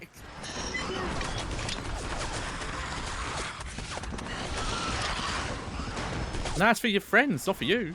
Yeah. You're Danger not fucking licensed. close on that grenade, by the way.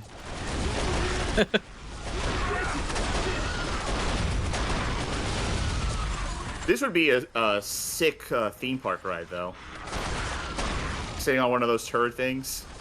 That's basically the Men in Black ride at Universal, which plays like a real-life rail shooter. I was on the, I think it was the Buzz Lightyear one at Disney. that does a thing like that. There used to be a park around here. I think it was a Six Flags, or it might have been something else. Whatever it is doesn't exist anymore. But they had like a haunted house ride that was like a sit-in-the-chair rail shooter. More parks should do rides like that. They're super fun. Let's say you're lucky there's no friendly fire on those turrets when you were all charging it. Also, these crates look like they were directly taken from Half-Life 1. Oh, Can there you we go. clamber over stuff, or are you just making the jump? I was crouch jumping to get on top. Yeah, there's no bespoke clamber in this. Are we just, like, waiting for this wave to end? Is that what we're doing here? It's killing every single mutant in Area 51. Just get it all out of the way now. Yep.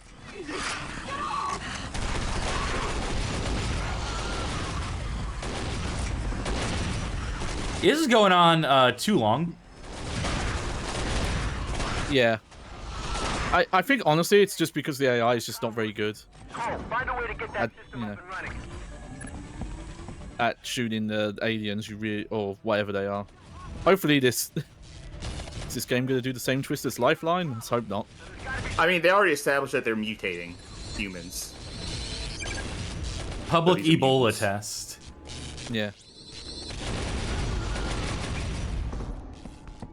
We should maybe read some of these documents to see how funny the writing is. I'm sorry. I'm curious about Atlantis.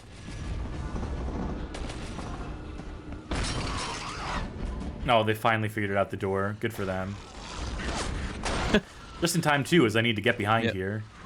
Yeah. Checkpoint. They keep coming. They sure do. And they don't stop coming. This is a present from me to you. Thank you for the subscription, Mayor Spun. Who asks, where Area 52? It's called either Midway's Site gonna make a 4 or comeback Black any Site. day now. Yeah. Oh, right, I need to do... Yep.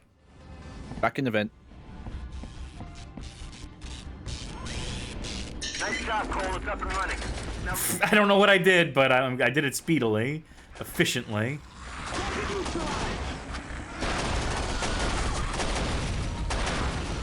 Fucking shotguns. Jesus wept. Did you see that shit? Delta, do you read me? I read you, Lieutenant. We've located an armory within your proximity.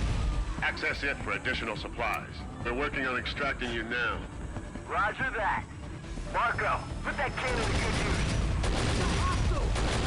use. If I remember right, the mutated ones with the hospital gowns on do have way more health. I don't know why. Follow me, Cole. Kevlar gowns. Oh, there you go. Someone's read the secret files. What was that Mega Man ass sound there for a second? Yeah.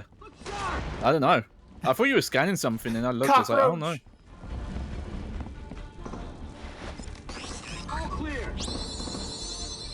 This one. Congressional disinformation. Disinformation. Tell me something I don't know.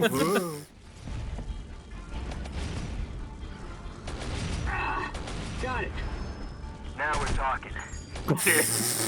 It's been a minute.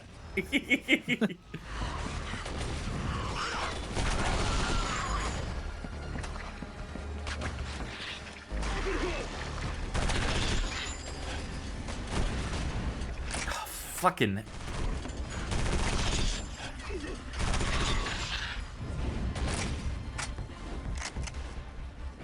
Yeah, let's see what's down here. A friend.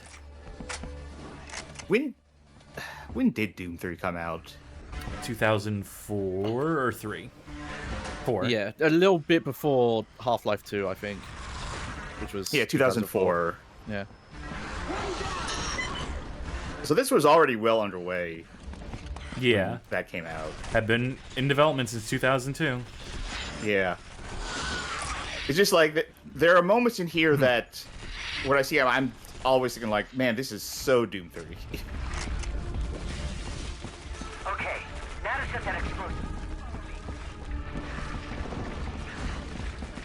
Oh yeah, follow this dude. Ow! Oh. Yeah, he didn't like that. What's he gonna do about it? We'll say ow. Clear. Cole, hand me the explosives and hop into that turret. All right, Cole, get ready while I set the explosives. There you go. Now you can do turreting.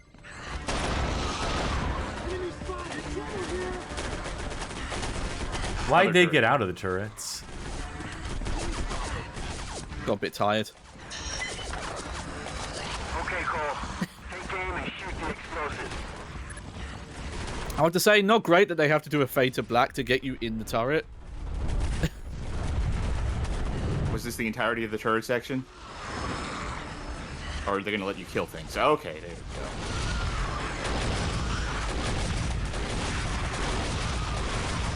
go. Woo! Turret sections. Yep. Contractually have to have them. Love a good user hostile interface on like fantasy weapons and stuff, or sci-fi weapons. Yeah. Like, listen, we have this equipment here, our special weapon. We need to make it as unreadable as possible what any of these things mean. Boy, howdy. In the annals of video game turret sections, this sure is one of them. I like the little screen. I don't know what use it has, but it's there.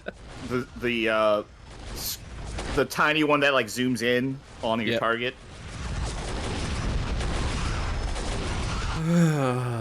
Actually, saying zoom in is being generous.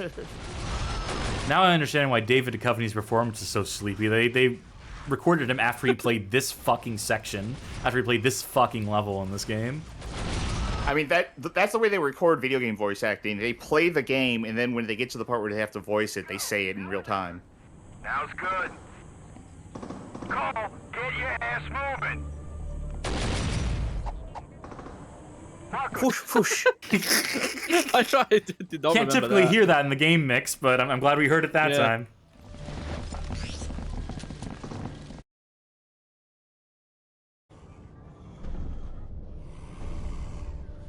Well, time to watch these new friends die. What the hell? Are you friendly? Want to join us?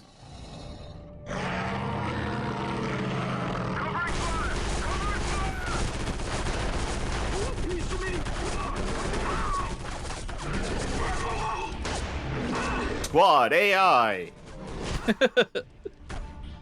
Yeah, this scene in particular bothered me because it's just they intentionally start shooting in melee range and never move.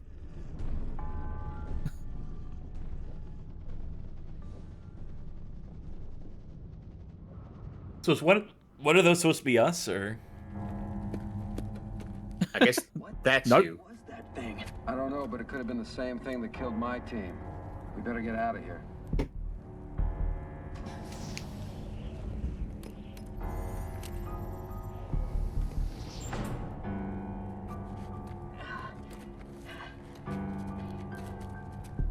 Not ominous at Creepy all. piano.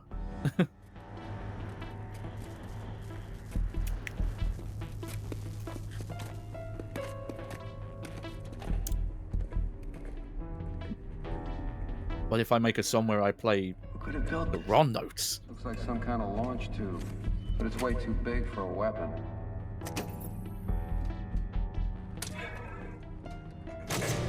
Luckily, I know how to control this. The truth is stranger than... Well, wrong way. Command, this is Has Team Delta. Come in. Has Team Delta, this is Command. Go ahead. My team is dead. Cole and I are headed topside.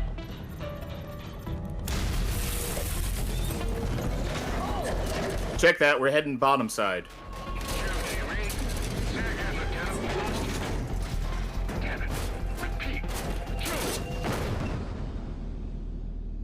Slam dunk. No, fell into Silent Hill.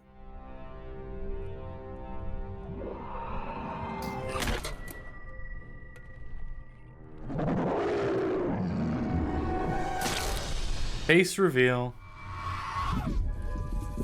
Now this is interesting and all, but what if instead of watching all these like aliens and stuff, we were actually looking at some people in a Zoom call the entire time?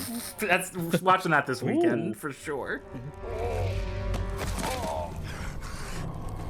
Oh, now they get David Duchovny's facial likeness.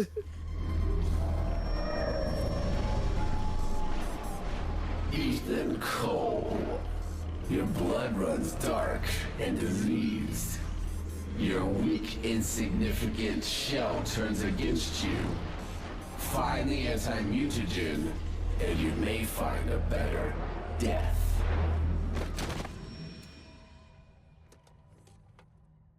I guess I'll put this helmet on. Find the mutagen, or else it's gonna be Armagoddamn motherfucking Geddon. Better death. Is there such a thing? I have to be hallucinating. Madness must be a side effect of the virus. I'm amazed his voice still sounds like this. Chu is dead, but as long as I'm still breathing, there's nothing else but to follow that voice. He couldn't do like any sort of like, you know, like low growl. He couldn't like alter his pitch any. Again, I think all of this is in past tense. No, but he's saying it in present tense too. Yeah, that was present tense that time. Okay. Well, that's like his inner voice. That's what he's he thinks he sounds like. Hey, mechanics. Do we still have our scanner? And now we're beat down. Ever play Alien vs Predator 2? Yeah. Well, yeah. So I actually haven't played any of them. I've only played the Capcom beat 'em up. 2011 one was pretty good. No. Yeah. You need to actually play it again. I'll make you. That'll be the one first-person shooter that I give to you to play, just so you can regret your words and deeds. I know I'm supposed to be the one who plays the FPSs on this show, but that one, if you're gonna keep saying that it was any good whatsoever, you will be in for a rude awakening. Wait, did I die? Uh-oh. Yeah. There is health to pick up here.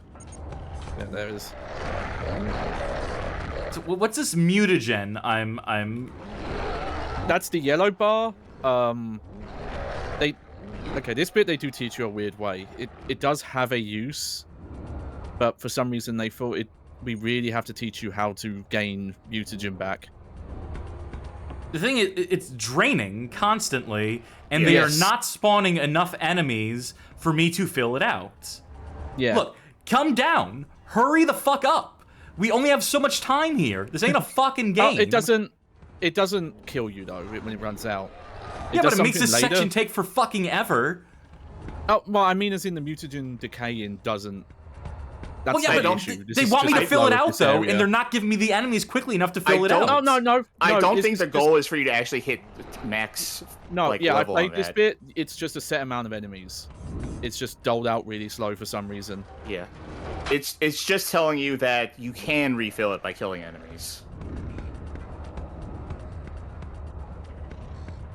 Yeah, we're close to where I stopped playing, but I did do this bit. I don't know, it's just really heavy-handed tutorial. Like, we want to make sure they really know how to melee people. It's like, you could have done this with one enemy, it's fine. I hope there's health around here somewhere. Okay.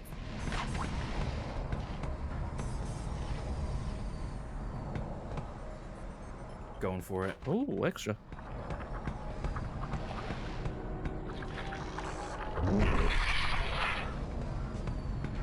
Not sure if that bug was special at all in any sort I was of way. about to say, did you think it was some sort of like fucked up alien key? You eat the bug to gain its powers. Okay, stop the mutation. Would love to. Right. I forgot you can use elevators still. Shame I can't use a fucking gun. Mm-hmm. Well, you're too mutated. Yeah, Gascan in chat asking, does picking up health make the Nickelodeon splort noise? Picking up a lot of things in this game makes the Nickelodeon splort noise for some reason. So it looks like you don't like die or anything if your mutagen meter goes down. No, it does do something. They just haven't introduced what it does yet. My time is precious. You must find Dr. Cray. Only he can prevent your descent into madness. Find the mutagen, and I will ensure Cray finds you. Did they give that guy like the one white eye just to make it more Marilyn Manson-y? Oh god, maybe, yeah. It would certainly be a touch. So, Marilyn Manson's performance in this game. He's no fucking Mike Patton, that's for sure. No, he's entirely cast based on like that like vocal fry sinning he would do, and not his actual ability to act. Like, I mean, I know you referenced the video, but he does just sound like an edgy teenager trying to put on at all times. Yeah, if they weren't putting all those filters on the voice, it would not be I don't know, great. the dorkiness comes through. Even with the filters, he still sounds like a dweeb. If only there's a cut of the game without the filters.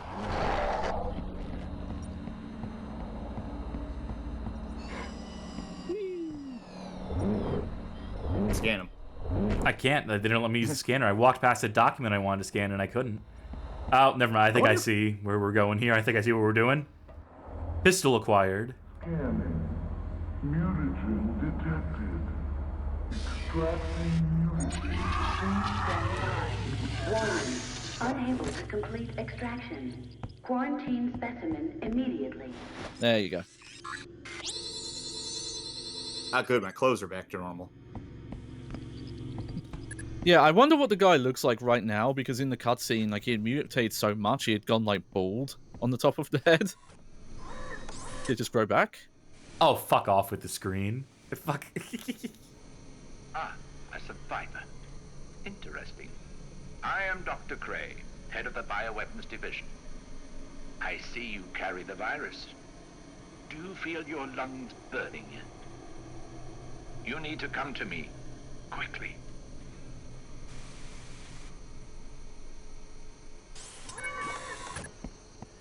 Fold back up. Why they can't just have the screen out at all times, who's to say? Why it needs to be a retractable screen, why it's not just constantly deployed. Because it's cool. Oh, because it looks cooler. Yeah.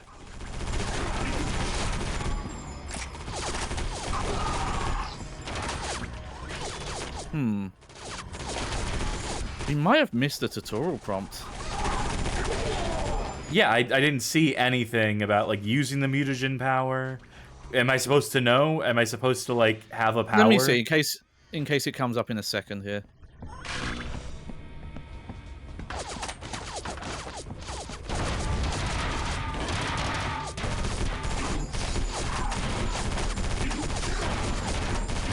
You know what'd be cool? If this gun had a functional scope. Yeah. Oh, well, you know, if you just look in the, you know, the right side of the screen when you're shooting.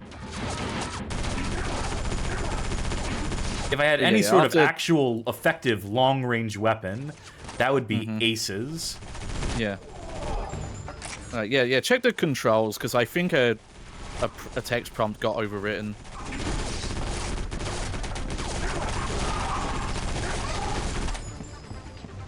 Well, I got pushed inside the railing. Yeah, maybe we'll see it this time.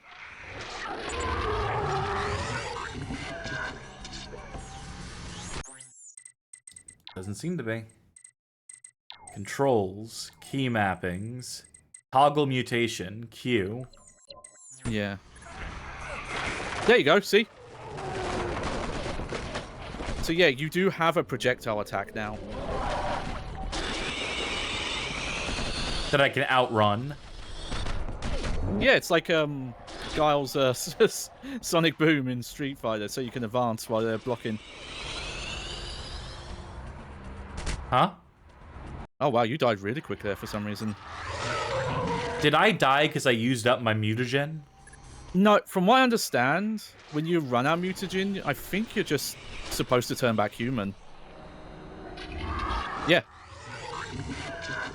So yeah, you just took damage.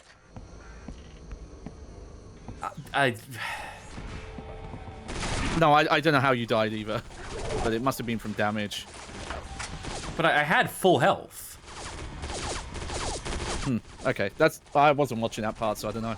I wasn't taking as much damage because when you're in that mode, it slows down time to some extent. I don't know. Like, look how little damage I'm taking. Yeah, I don't know.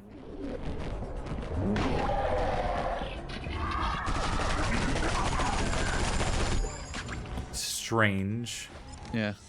But this is a very mid-2000s mechanic. It's very The Suffering, Prince of Persia, The Two Thrones, Jack 2.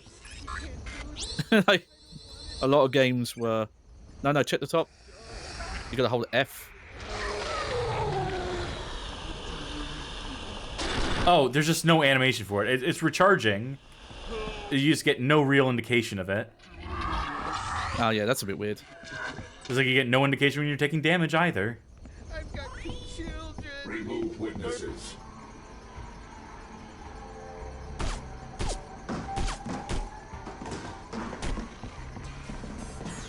Blowjob Brothers eliminated, Captain. You can tell they're the bad guys. Right, okay, so this is all new to me. Oh, the chair! Good. Hold on, let me reload, sir.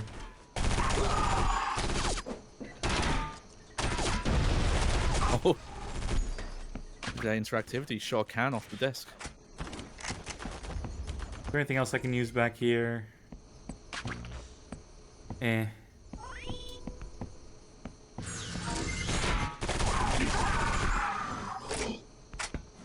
Oh, he was carrying a document. This must be what the team was here to recover. Mm-hmm. The secrets of the Cray assassination. I was hoping for something goofier sounding.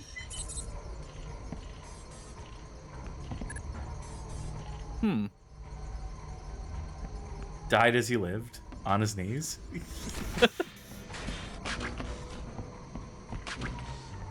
Oh, let's backtrack. I did not realize there was that squishy noise with everything, every pickup. That's really bothering me now. Yeah.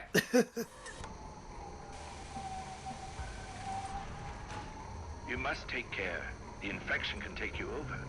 The antitoxin has only provided you with temporary comfort. As your condition deteriorates, you will lose control of your humanity. So hurry, Mr. Cole, if you want to live. What if I don't? What if I'm like basically resigned to my fate? What if I thought these alien guys actually look kind of cool? Those screens are like... I mean, I know we're in the PS2 era of games, but like... PS2 game, you're on the main menu and select options kind of animation. Yeah, no, I know what you mean. Yeah. I honestly miss that. Like, main menu UI design's gotten so bland now. I mean, I think once again, people on social media have rediscovered the Chronicles of Riddick menu cube and are reminiscing about how good it used to be. Now that one I'm not familiar with. Oh, it's great. Any of the ones where the main menu is like a physical room that you're, like you select an option and you go. A fan of Fable 3. Not quite that. I just mean that like the main menu is like a physical, you know, like a Banjo-Kazooie. Oh, like a Banjo-Kazooie. Yeah. Okay, yeah. They took that to the peak in the PS2 era for sure. Dun. The mutation takes hold. I hunger to consume my enemies. They become nothing but fuel for me. I try not to use its power, but I must. If I am to choose between mutation and death, the choice becomes increasingly clear. I can really feel his internal dilemma there. Thank you. Press mouse button L while mutated to launch parasites. Oh, now they tell us. Great, cool, awesome. And hey, did you think we spent too much time in that hallway before? In this room? Well, guess what? We get the same room, basically, but it's on a different floor, so it's different. This game was doing a pretty decent job of not reusing the same sort of, like, room design over and over again until this point. Yeah. And I'm not sure why some of the text prompt stuff is coming up so late. Because I don't think that's happened when I played. Could be a PC issue. Oh, yeah. Professor Gascan in chat points out it's a homage to the library from Halo. Once again, this game, not a Halo killer, a Halo respecter. Yeah. Where that health at? Ooh, that's where they keep the purple ooze. Ooh.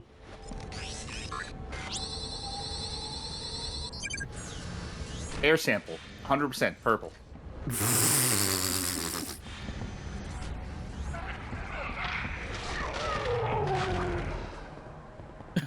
Look what I can do, guys. The latter stages of the virus makes the subject more agile and aggressive. A perfect tool for spreading the infection. But that doesn't last long.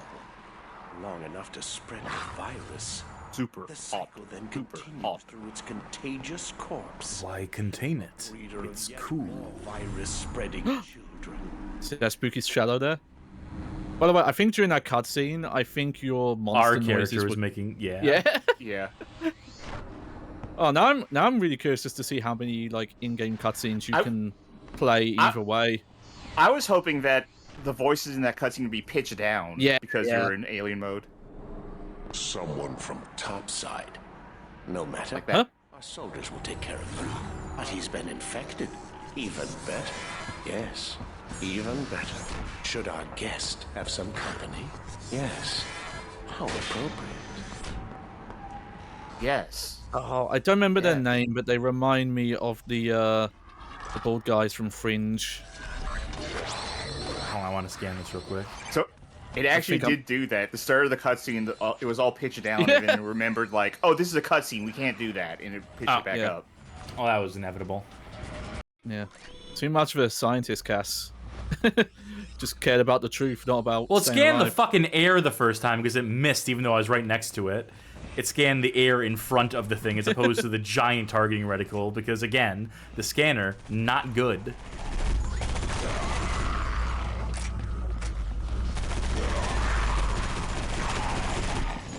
I would say just as a whole, the shooting and things that you are doing with your hands in this first-person game, primarily shooting, but also sometimes scanning, not great. It's not the worst. It's very fucking far from the worst I've seen and played.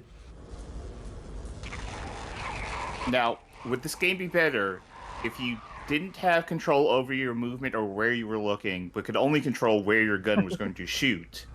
Oh, like a rail shooter, I see. Yeah. My gut instinct, you know, for the purpose of the bit and also my personal opinion is to say yes, but, you know, probably not. I mean, if this is a game about exploring the space, I mean, Resident Evil Umbrella Chronicles crammed itself with, you know, like secret files and shit. Shock the monkey again. But, you know, it's not tenable for every game, right? So, but I could see a version, like a more feature-complete, sort of fleshed-out, linear, narrative-driven style of rail shooter, like a Umbrella Chronicles, with this Area 51 setting, where you're unlocking files as you go along and so forth. Potentially working. Oh, there we go. Don't know if you're going to crush yourself or not.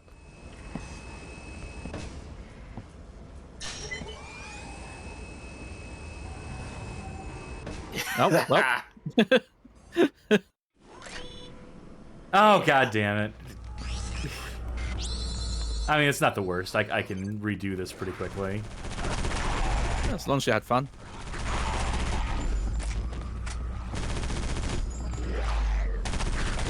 Oh, we need to wait for them to bust out first? Yeah. Okay.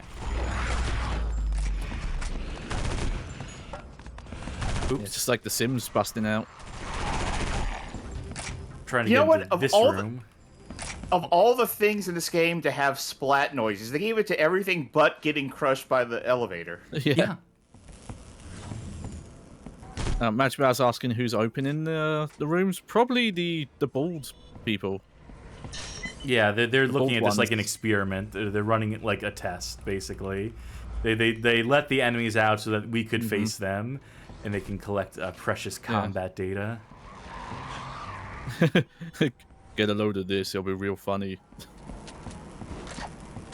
Oh, I got the shotgun back at some point. Cool. I missed it so much. Yeah, the more I listen to that sound, I don't think it's meant to be squishy. I think it's just they've like sped the sound file up or something. Aha! Yeah, there you go. It's that guy. He must have been doing it.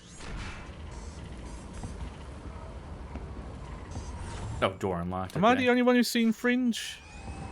Fringe? I have. I've never even heard of Fringe, so... I've at least heard of it, but... Yeah. Mr. Cole, the soldiers of the Illuminati are destroying the base. removing the evidence of their existence and the pact they made so long ago. If they destroy the elevator power conduit, you will be unable to reach my lab and receive your cure. Stop them, then find me. So when we're gonna run to Majestic 12. Yep. Okay. I'll say if you really like the X-Files, definitely check out Fringe. Watch Your Back was the checkpoint name. Oh, new guy. Dies the same as anything else. You're both just checking each other out. Oh, that guy's got pants on. Oh, it's decent. Glad that someone has decorum here. I just realized your little scanner has a radioactive icon on it for some reason. Yeah, every time I scan, it's the equivalent of getting like 5,000 X-rays for me. Yeah, but it's worth it Can't be good to for you. get the air quality samples or whatever the fuck. Oh, he had adult diapers on him. Okay. Nice. Suck my dick. You got the remember the sun. Cool guys don't look at explosions. You looked at it. Wait, where did that one alien? Oh, I see the hole there. Cool. Sorry, missed my cue. What did that one alien? Oh, I see the hole there. That's what she said.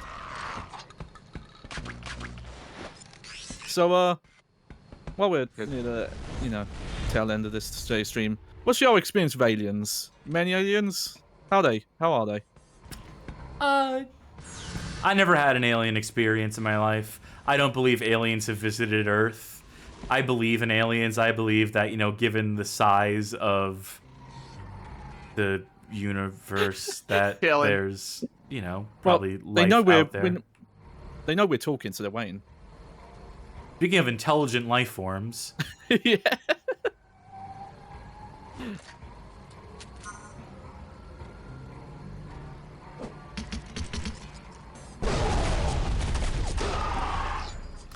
All right, cool. Oh, they were also not reacting.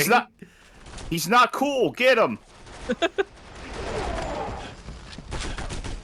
Yeah, no. Sanjay says, "What if we're the alien?"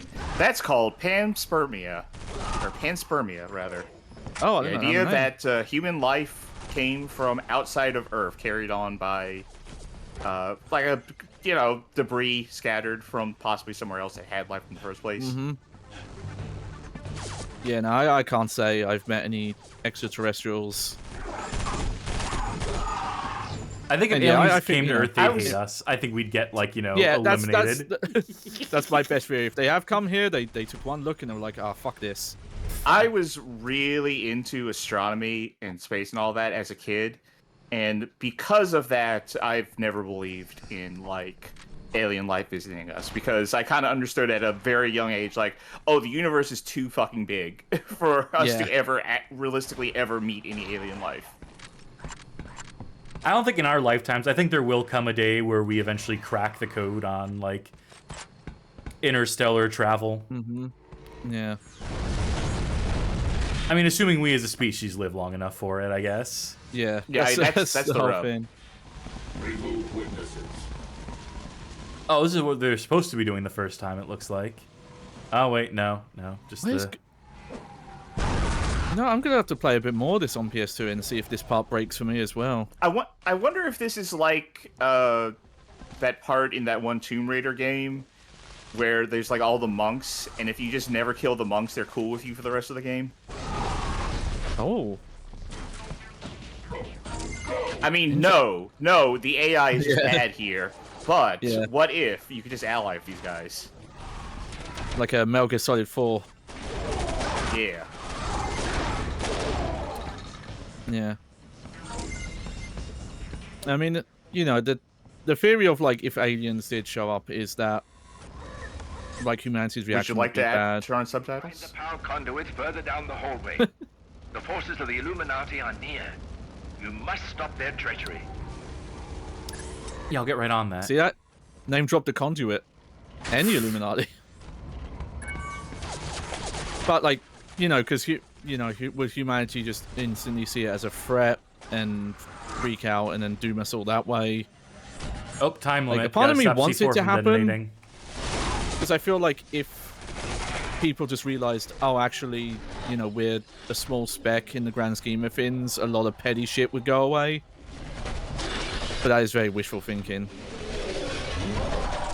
I stopped the C4, by the way. I saw them planting it, then I pressed F to make them not plant it anymore. These projectiles are fucking worthless. Yeah. The thing is, I think when you're in that mutagen mode, it's, you know, the game is supposed to be running slower. It's really hard to tell outside of the audio pitching down. Like, the actual game speed doesn't feel that different. And there was a thing, like, in the 90s where, there was rumblings that, you know, people thought we might have actually found, like, traces of alien life in Antarctica. And when I say alien life, I mean, like, microbial, but I'll get back to it. Hurry along. My lab is well defended for now, but dark forces are beginning to trouble me. I await your arrival. Wow, they're referencing Anyway, dark it was a big forces. enough deal that people thought it was real enough that Bill Clinton actually held, like, a press conference and talked about it, about the significance of, you know, potential of us having found alien life. And, like, the follow-up questions from the press on it was about his tie. I think if we found aliens, people wouldn't give a shit. I think most people would not give a shit. I know we're at that point where, you know, those people have talked to Congress, or the fucking, what's the, Tom Delaney? Is that his name? The guy who was from Blink-182? Tom DeLounge, I think, or something like that. Yeah, DeLounge, lounge chair, whatever it is. Like, his organization has released, like, unknown flying object footage, and the army had to confirm it was real. And most people have just gone, yeah, I bet that is real. Shit's fucked. Has been the reaction. He dangles a carrot in front of me. Ugh. Promise of a cure if I save him. He better be for real. This thing I've become, I don't know how much more I can take.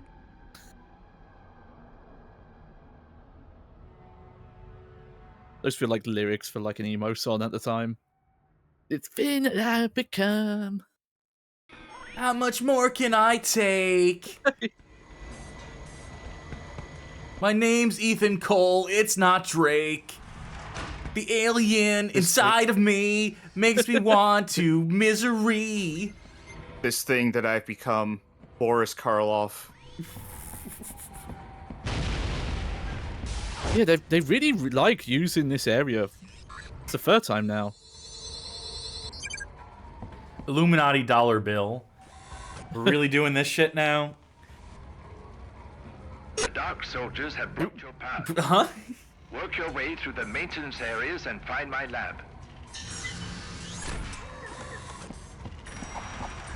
I don't know why that reminded me. I know why it reminded me, because it was very loud. You posted something today, Cass, in our Discord server that I found extremely funny, which was that some guy made an AI bootleg dub of an anime, Tai Chi Chasers or something, and he got it uploaded onto streaming service, like Tubi, and like it didn't get taken down until his mom found out and told him to take it down. The guy's in his 20s. They give us a sniper rifle, by the way. We finally have a long range option. Ah. Blessed be. Okay, so let's first right click does this. We can move around, do whatever. Second right click is a second level of zoom. So it's like the op in Counter-Strike. Ah, yeah, toggle.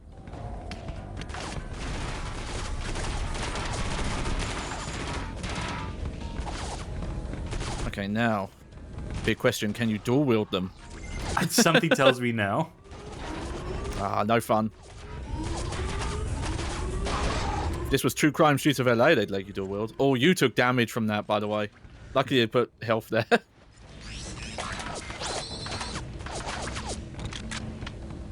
You know, I wonder if the mutant form helps with full damage. Sorry, you couldn't hurt. I mean, it could hurt. That's. Oh, I'm trying to figure yeah, out. Match Mouse has a good Couldn't question. hurt How? more. Yeah, Match Mouse has a good question. How accurate is the sniper rifle without zooming? Not great. Oh. I think I hit the first Yeah, no. shot. I just think it didn't kill. Maybe, or the like hit reaction animation made you miss.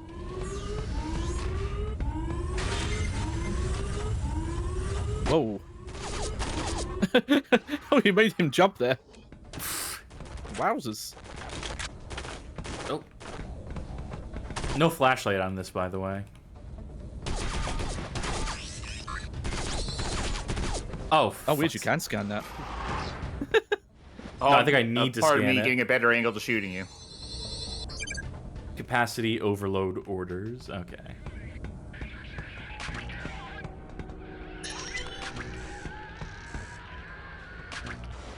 You okay over there? JB grenade functionality enhanced. So I think we upgraded our one of our weapons by finding blueprints. Nice. Oh, that is cool. I wish they introduced something like that earlier. All right, how do I get back up? How do I mark Echo get up? Oh, there we go.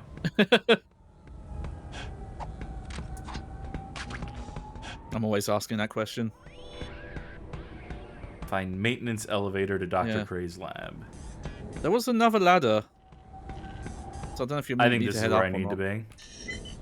Uh-huh. This is one of those automatic ladders. The elevator.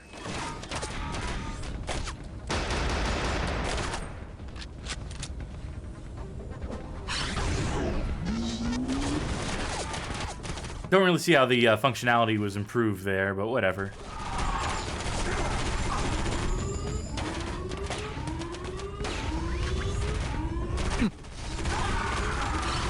Okay.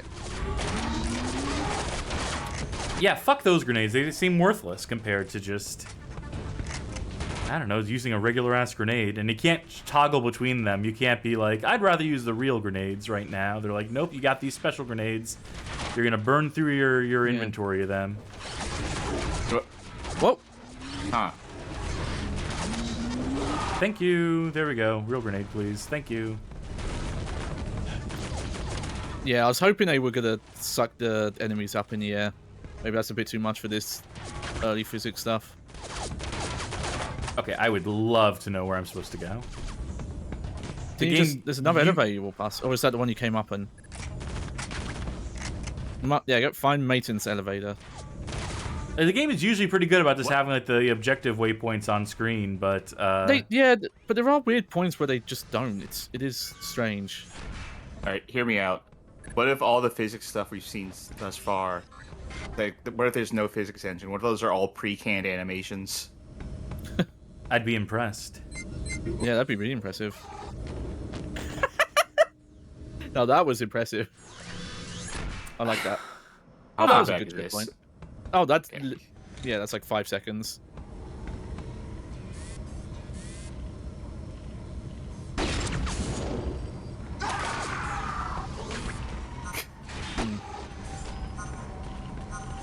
Well, I hope that the mutagen form gets more powerful or something, because right now... It has to, right? Yeah. Well, originally it was going to have like 12 different mutation levels or whatever. Each with advantages and disadvantages and so on and so forth. Yeah, I can see how that didn't... Fuck's sake. Oh, no, I see. You wanted to check the air there, right? Yeah, that's exactly what I want. No, I think that's what I need to put a hand on. The wall. Yeah. I saw something get highlighted. You're looking in literally every direction. The blue screens on the wall. Yeah, one I of don't these. think it's. There you go. Now you did back away from it to the point where the thing isn't highlighted anymore. Yeah, this is how close you need to be. Look at this shit. Servo arm manual. Cool, great. There we go. Listen, you need that to beat the final boss. Let me just double check. Let me make sure that this doesn't require. Okay, cool. No, yeah, you need a yeah, you gotta. Yeah. Can imagine using a ladder like that in real life.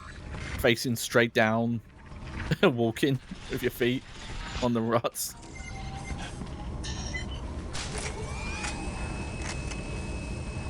Yeah, I wonder if you could have stopped that guy from blowing up the bridge and like gotten over quicker. Maybe, but I think decided to shoot shooting the him C4. Yeah. Just thought that'd be funnier, and I was right.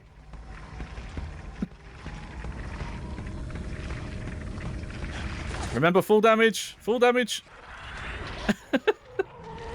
I tried switching in midair. Yeah.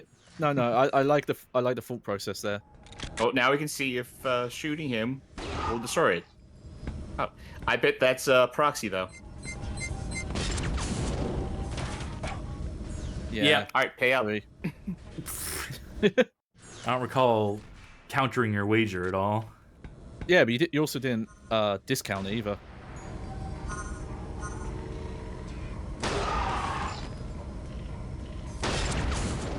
There we go. I like you can shoot it though.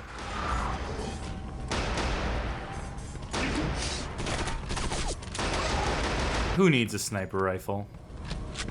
Not me, that's for certain. When did I scan this guy? What's he got on him? Geiger counter, keys in wallet. A warning, 0 beats per minute, dead. Yeah, I think that's what that means, scanner. Damn. And did too much. Oh, thank you very much, Anonymous, for a gifted sub. Congratulations. I do appreciate them. Yeah. Do you think there's anything to be found on... I pressed the transform instead of scan. Oh, there is. Pocket knife, keys, wallet. You know... Alley-oop. That's a job I wouldn't mind doing on a game. You know, like, people Writing have to flavor name... text. Yeah. Or, you know, like, naming every NPC in a beat-em-up. You have to have a unique name for as many as possible. You know, that's why we have Alan, please add details in, you know, the Hitman series, because that is a job that you can get. And Alan didn't do his goddamn job for one item. For the, was it the fucking lobster or whatever in Hitman 2? Yeah. Is that where it started? Oh, I'm not that familiar with Hitman. I know the texture you can find in Doom 64 that's like, hey, fix this texture.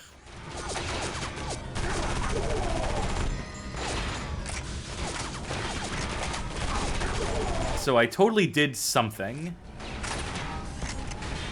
I mean, I flipped that switch with the key. Yeah, I bet you'll go to the other side and you'll ride along the cart to get to that ladder.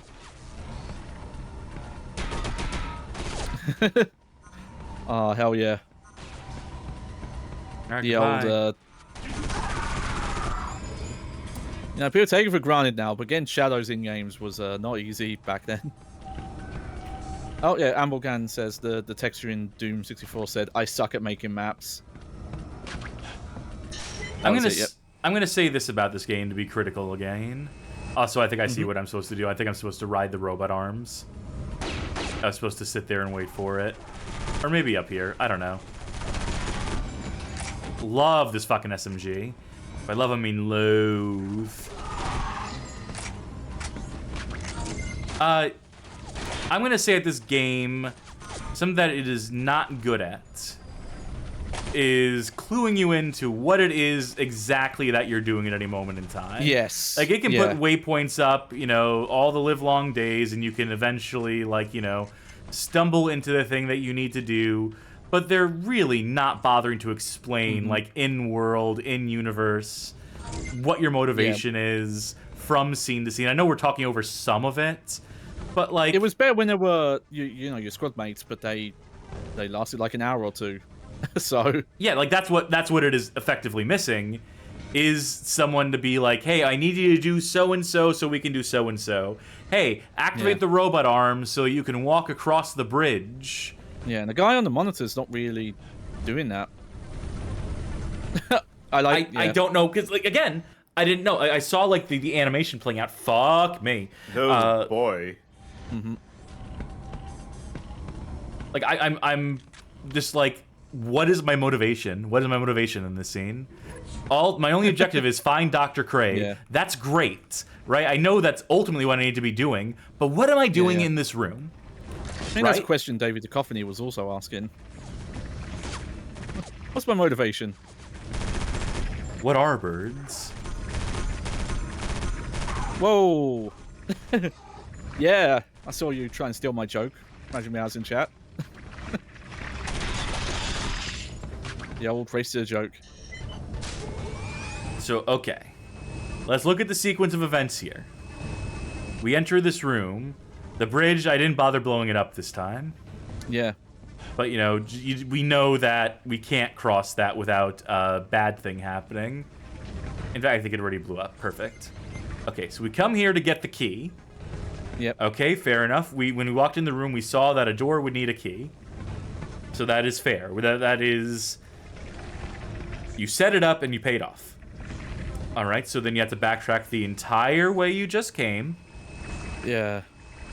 Because, again... this is just... can't take fall damage. Puzzle design. Yep. So you have to do the entire tedious process. Walk up a ladder holding two guns. Just using your feet, yeah.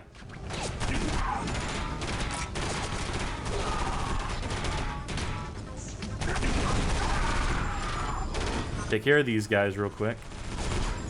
Fucking worthless. Okay. Yeah, it might be you have to like really burst fire to do any range damage with that gun. Okay. So now this is activated. Now let's look around. What's about to change? What is changing? We activate the robot arm. That's great. But now we're distracted by enemies spawning in. But you can see that's what happens. We move that out of the way, which opens up the ladder. But again, they time it perfectly so that you're looking away from it. So that you're not looking towards it because you're having to deal with the enemies shooting at you. Yeah, bringing the enemies in at that point is distracting. And yeah, this whole section just reeks of how can we make a game longer using like minimal assets. Now, unfortunately, we still haven't fully solved this yet because I don't know how we're gonna get over there. Yeah, I do think you have to go to the other side again. Do you think we get on top of that? Yeah. I'm almost wondering if that like slightly broken caution gate, if you're supposed to break it somehow so you can jump onto this thing. Mercifully, we have. Oh some wow, health here. you were. Yeah, you had way less health than I thought. Okay, so we know that that bridge itself there, that ectoplasm bridge is not good. Oh, game that prompt. I did not see that prompt. I did before. not see that prompt because the prompts in this game, between the scanner prompts and those interactive prompts, and the distance at which they proc, is not fucking ideal. Yeah. This game doesn't have like a quick save that we're unaware of, right? No. Now, I'm so fucking reticent to like jump on there. Yes. Yeah, I feel your fear. Again, I think some of the, at least that icon, it would be a bit more noticeable on console because of this UI not scaling. But still. Okay, yeah. And now we need to wait for this entire animation to play out. This is where you should spawn the enemies. Yeah. It's in I would this say don't moment that spawn you the spawn the enemies. enemies so you can shoot them because you're already on the thing. It makes it slightly dynamic. But no, they spawn it I would all worry around. about getting killed and having to restart the checkpoint again if I spawn in. Yeah, but at least it would give us something to do. As opposed to spawning them in such a way that it takes your eyes off of what is happening on the screen. Yeah, at the very least, I definitely would have took away the spawn once you activate the arm there. Because it is just a distraction. Mr. Cole, the enemy's destructive efforts have been all too effective. The containment tubes have become unstable and must be shut down. Hurry, Mr. Cole. A malfunction would be catastrophic. You know, Containment field okay, we have 4 minutes to do something. I would feel a bit more motivated to like help this guy out. I'd be a bit more invested in like the objective he's given us if they didn't open the game by revealing that he's responsible for all this in some sort of capacity. Yeah. Well, I mean, maybe the idea is that he's trying to make right what he did wrong. No, Like, I doubt it. I fucked think up, I think the reveal is going to be that, you know, that we've been working for the baddies. Again, maybe. I'm saying maybe. Like I think that's probably what they want you to be doing. I think he's probably going to actually be the. I'm not going to say good guy, but I'm going to say I don't think that he's going to be the puppet master behind all this, having you do bad shit. I mean, ultimately, he's responsible for the outbreak. What they directly showed him doing in the opening cutscene was releasing the alien, whatever thing was in captivity, that leads to this outbreak, because whenever the aliens attack someone... Yeah. What I assume it's going to be is it's going to be like, no, you don't understand. I did this because something worse would have happened if I didn't. You know, like, that's the thing. I mean, what was the plot to the original Area 51 in arcade? You're going to the site... Shoot gun, but what you do at the end, what do you do at the end of Area 51? Do you remember? I honestly don't remember.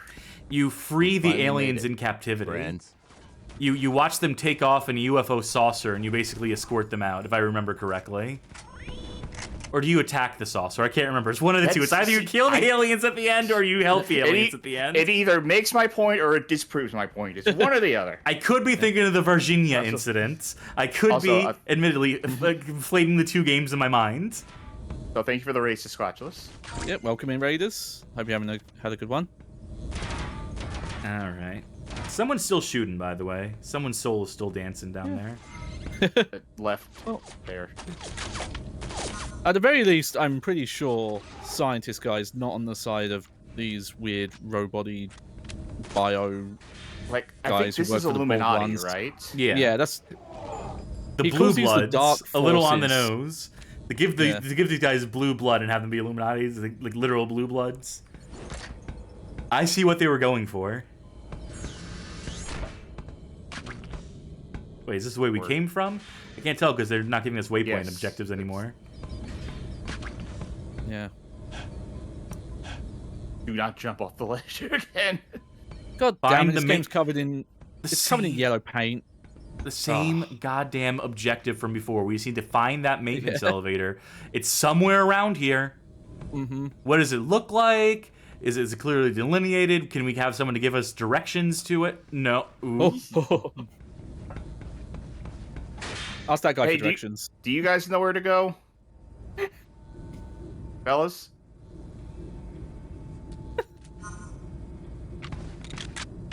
No. They're thinking.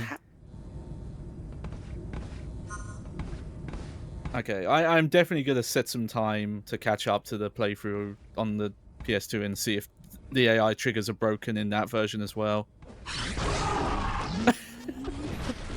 Well, now I can't believe they just did that. Who we could ask where to go? You know, I keep forgetting this game even has jumping because it's used so little. Ah, scary! Grok, is he alive? Mm-hmm. Oh. He died as he lived. Why do we have to wear these ridiculous ties? I was gonna say covered in bugs, but... Died as he lived, with bugs all over his dick. Steel Ball Run, coming soon. Right, take us away, David Duchovny. Constant duel between mutant and human is taking its toll on me. The minion of Dr. Cray is getting old, fast. My body aches. I'm losing control. Cray has to have that cure for me. I need control. See, it's all present tense. It is all present tense. It is. I'm losing control. It's weird, though, I'm going nutso. Blah, blah, blah, blah, blah. It's weird, because at the start it wasn't. And also, I like how David Duchovny is also tired of this part of the game. Speaking of tired, we're going to quit here. Data bank. Oh, yeah, check some data. This variation, but Creutzfeldt-Jakob disease, mad cow disease, related pathogens. Yeah. That's not how you pronounce it. I forget how you do pronounce it. It's like Jakob. You can't use mouse wheel to scroll through these, by the way. You have to. You have to drag. Oh, yep. Yeah, that's a mid-2000s midway PC pool, right? Okay, so it looks like there's 5 things you can scan in every level. Ah, okay. For a total of 90, so that tells you how many levels there are in the game, so... now let's check out the secrets. Dr. Cray video diary. I think I remember now, a lot of the story is actually in these, and not in the game. My name is Dr. Winston Cray. I have been here since the beginning.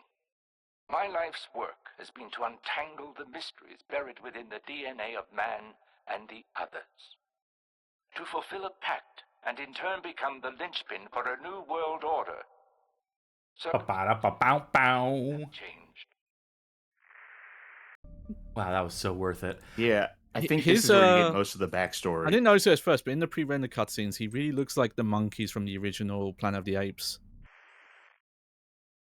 For the uninitiated, I am Mr. White. My real name is unimportant. I am the facilitator of Dreamland. Yes, the maker of dreams. I like that. It's poetic. Wow, what a fucking... Send transmission. We're getting, like, people's vlogs from the mid-2000s here. I think what I'll probably do... Alright, Mr. White, science. Is unlock all this stuff. We can just go through all the video files at a certain point. Right now, I'm just looking. Rogue agents under assumed names have begun to use the internet as an underground channel for distribution of classified information as it relates to our involvement with extraterrestrial biological entities. Directed by this situation, we authorize the immediate creation of false personalities who will be logged on to major UFO message boards or internet relay chat sessions. Once these internet personalities have established themselves, websites supposedly created by these personalities will go live with the sole purpose of discrediting and providing humorous coverage of the unauthorized information. A second set of personalities will also be created to serve as extremist UFO researchers. These people will claim credit for the unauthorized information, then transform it using absurd exaggeration to appear hoax-like and nonsensical in an effort to further invalidate the significance of this data to the general public. As I referenced earlier, that's literally what the FBI did, like in the 60s to that one guy. Where a guy was like leaking, quote, like alien secrets to him to like discredit him.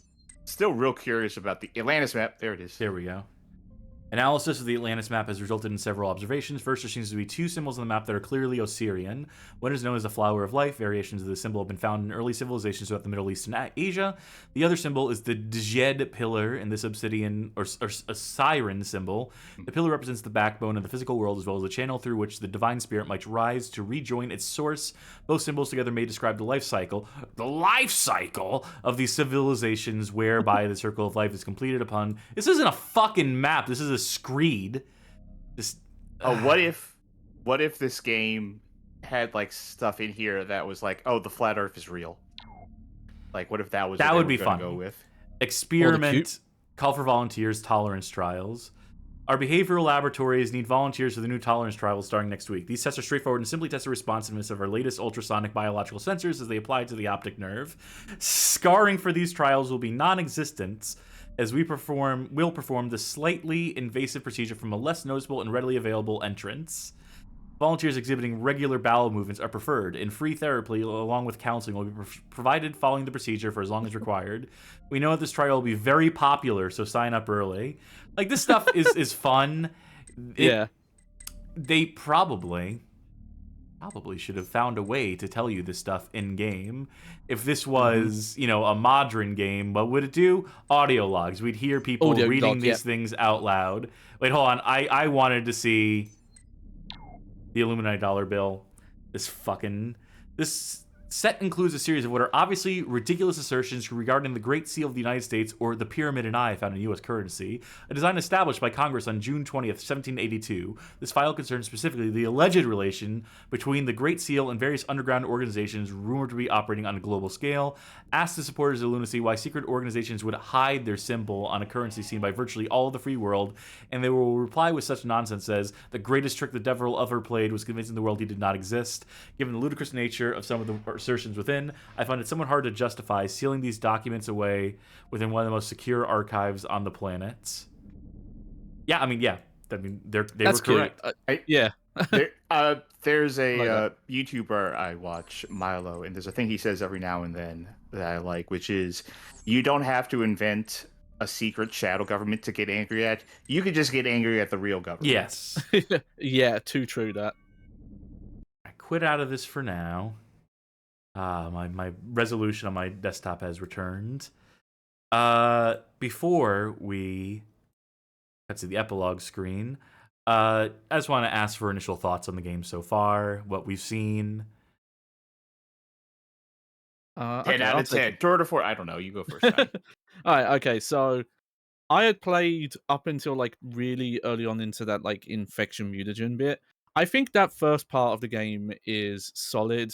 You know, you're moving from place to place. You know, it does a good job of keeping the kind of like horror action set pieces of, you know, you're losing the squads and all the stuff going around to you. I will say, because you'd think, oh, when the conspiracy stuff starts to come in, that's when it get more interesting. I found so far it's actually gone worse, but it's not so much that, it's the way they're dealing the info out.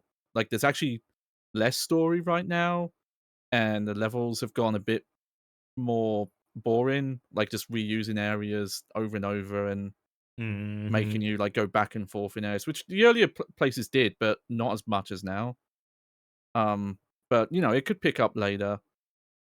Again, like as I mentioned, on console, it is a really good looking game for the time, but it runs terribly, at least on PlayStation 2.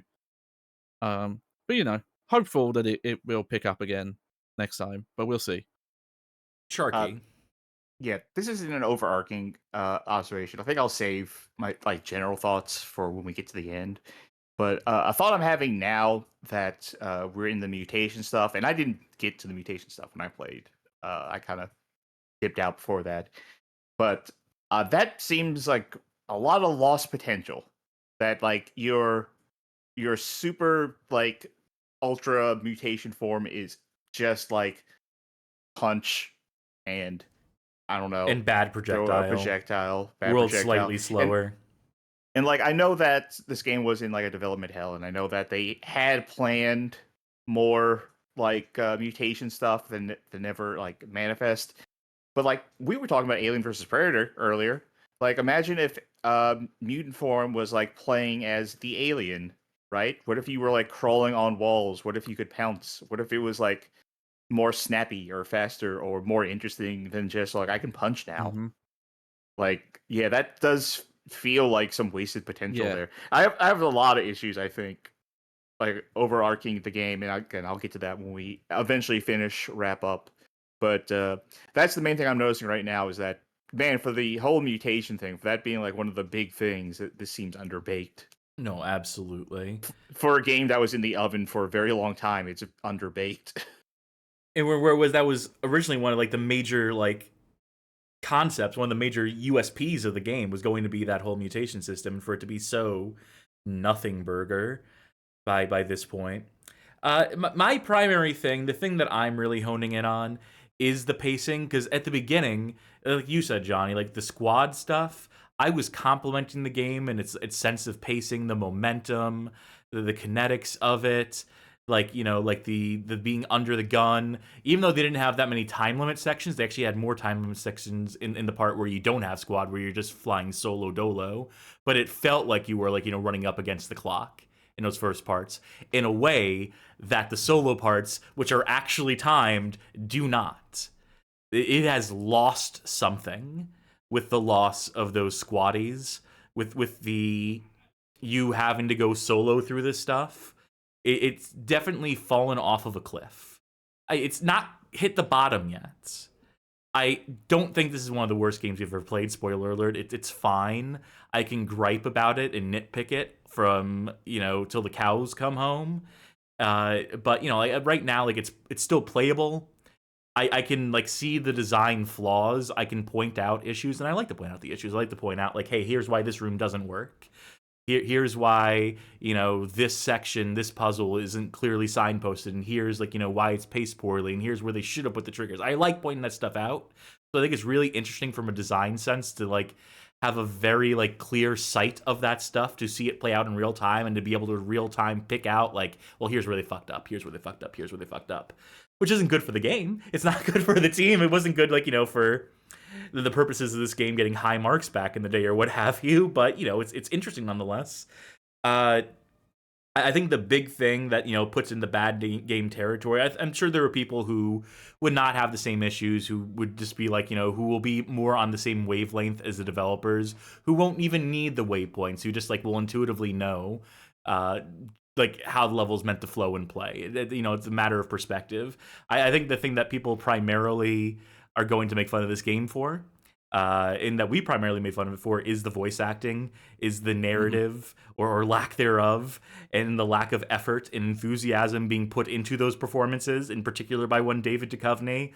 Like, that is the obvious, like, big, like, laughing point of this game. It's just watching him phone it in, talking about how he's devastated emotionally.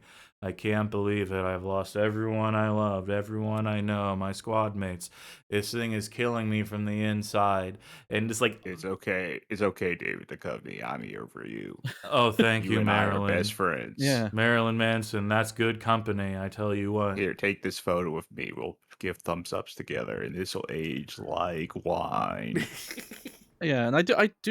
I don't know if there really is an answer, but it is questionable, like, why it ended up that way, because you have a decent voice director, and David Duchovny's not done, like, great video game voice work, but he certainly did better in 13, and from what I've seen, the X-Files Resist or Serve game, like, they're not amazing, but, he's a compared to this, it's, like, Oscar-worthy.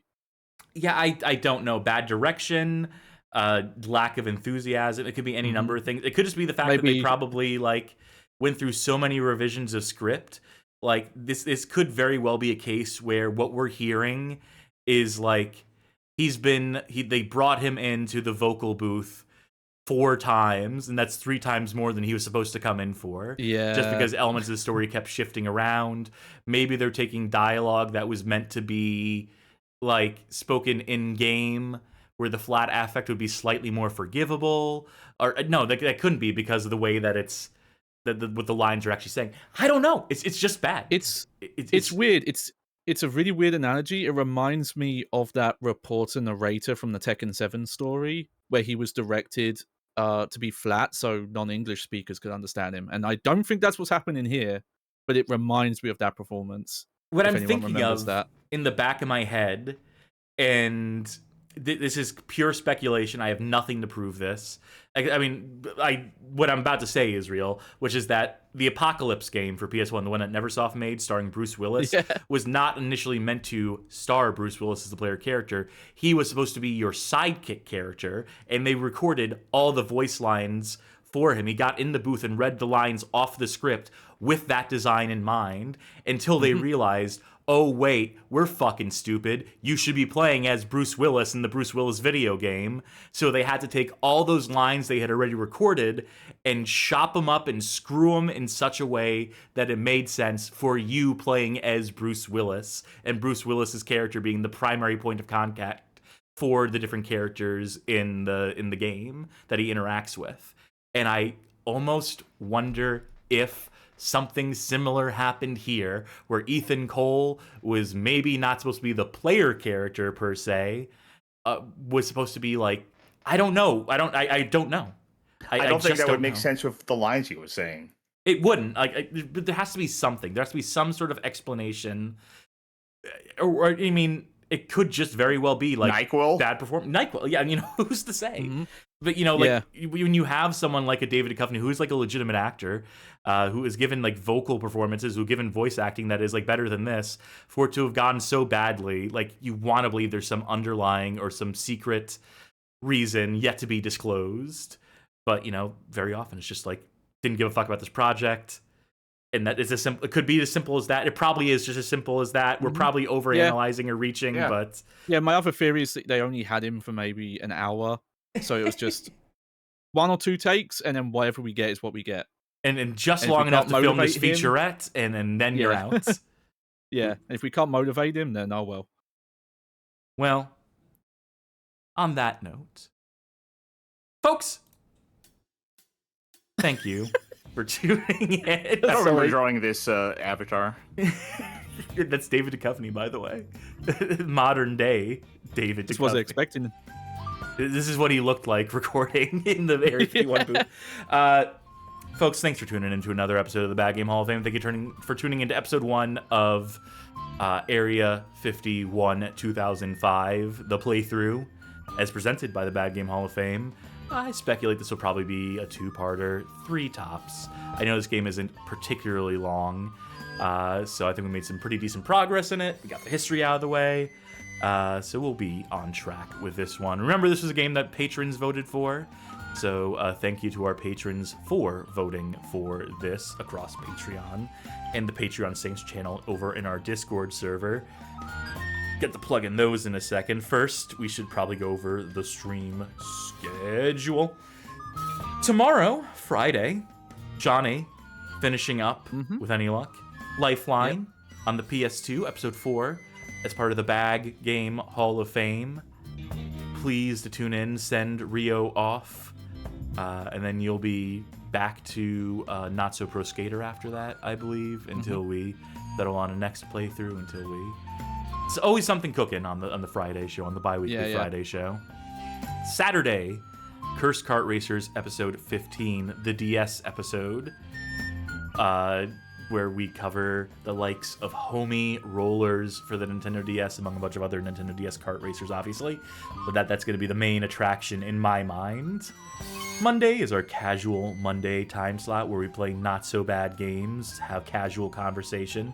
We'd love it if folk would tune in for that and come hang with us.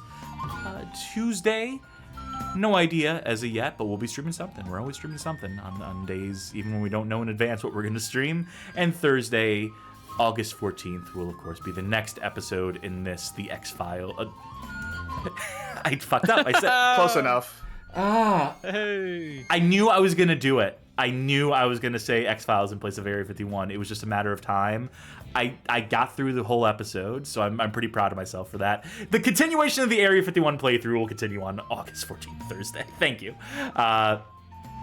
Hey, if you like what you saw here tonight, consider joining our Discord community, discord.gg/BGHOF, a community of connoisseurs. Talk bad games, talk regular games, talk things that aren't games. Talk to us. Talk to your friends and tell them to join too. We're trying to fill out this community. Got a bad game club going. We got a new game for the month of August. Johnny, hit him with the details, with the quick rundown. Yes. We are playing the recently featured on the stream Blue Brothers 2000 for the Nintendo 64, the platformer semi-collectathon game. I know some folks have been dipping in. Some have even been even. Got some real legends out there. Real sickos. Yeah. So come to enjoy. Yes, and oh, sorry, I completely lost my place. I'm getting more, like, what happens is, like, I get to the point where, like, at the end of the show, like, it all hits me all at once. This has happened, like, for the past few episodes. I swear, I'm fine. Hey, if you really like what you saw here... Yep. If you really like what you saw here tonight, consider supporting it financially by pledging on Patreon, subscribing on Twitch, becoming a member on YouTube. Any or all of the above will grant you access on that Discord server to the aforementioned Patreon Saints channel, where you can vote in polls to determine playthroughs, such as this playthrough here, Area 51. Make suggestions that we'll actually listen to. Gain access to exclusive content, VODs at all, and speak amongst the other people who like this show well enough to support it. And we are working on still a sort of unified portal that will bring people across Twitch, Patreon, YouTube, et al., and get them the same level of access, immediate access to stuff like the VODs and other exclusive stuff we'll be putting out. And, you know, You could also just do it out of the goodness of your heart if you like the show and want to see it grow and so on and so forth. If you want to help out but are not financially able at this current juncture, we completely understand. Another solid way to help us out that don't cost you nothing is to check out our YouTube channel, find some of our archive streams there, and share them with your friends. In particular, if you're looking for a quick list of suggestions, we have a suggested viewing playlist over on there. 20 handpicked episodes of the show that we think make for pretty solid onboarding onto this thing of Oz. Or maybe, someone who's a big David Duchovny fan. And you want to shatter that delusion for them. This episode might be perfect for them. Who's to say? We leave it to your discretion, dear viewer. And of course, we thank you just for tuning in the first place. Just for showing up, chatting, doing the things you do. I'm looking at who's streaming at this current juncture. You know what? Sockpens is currently watching The Tester, the reality show about becoming a video game tester. Oh, yeah. Yeah, I think that's worth a raid. I think that is worth sending folk to be sure. So we'll get that underway. Please let them know that the Bad Game Hall of Fame sent you, so on and so forth. For the Bad Game Hall of Fame for Area 51, I have been Conspiracy Cassidy. I've been Extraterrestrial Charky. And I've been Johnny Redacted Head. Very good. Thank you once more for showing up, for chatting, for uncovering the conspiracy with us folks at home and TV land. And until next time, bye! Good night, everybody. Toodles!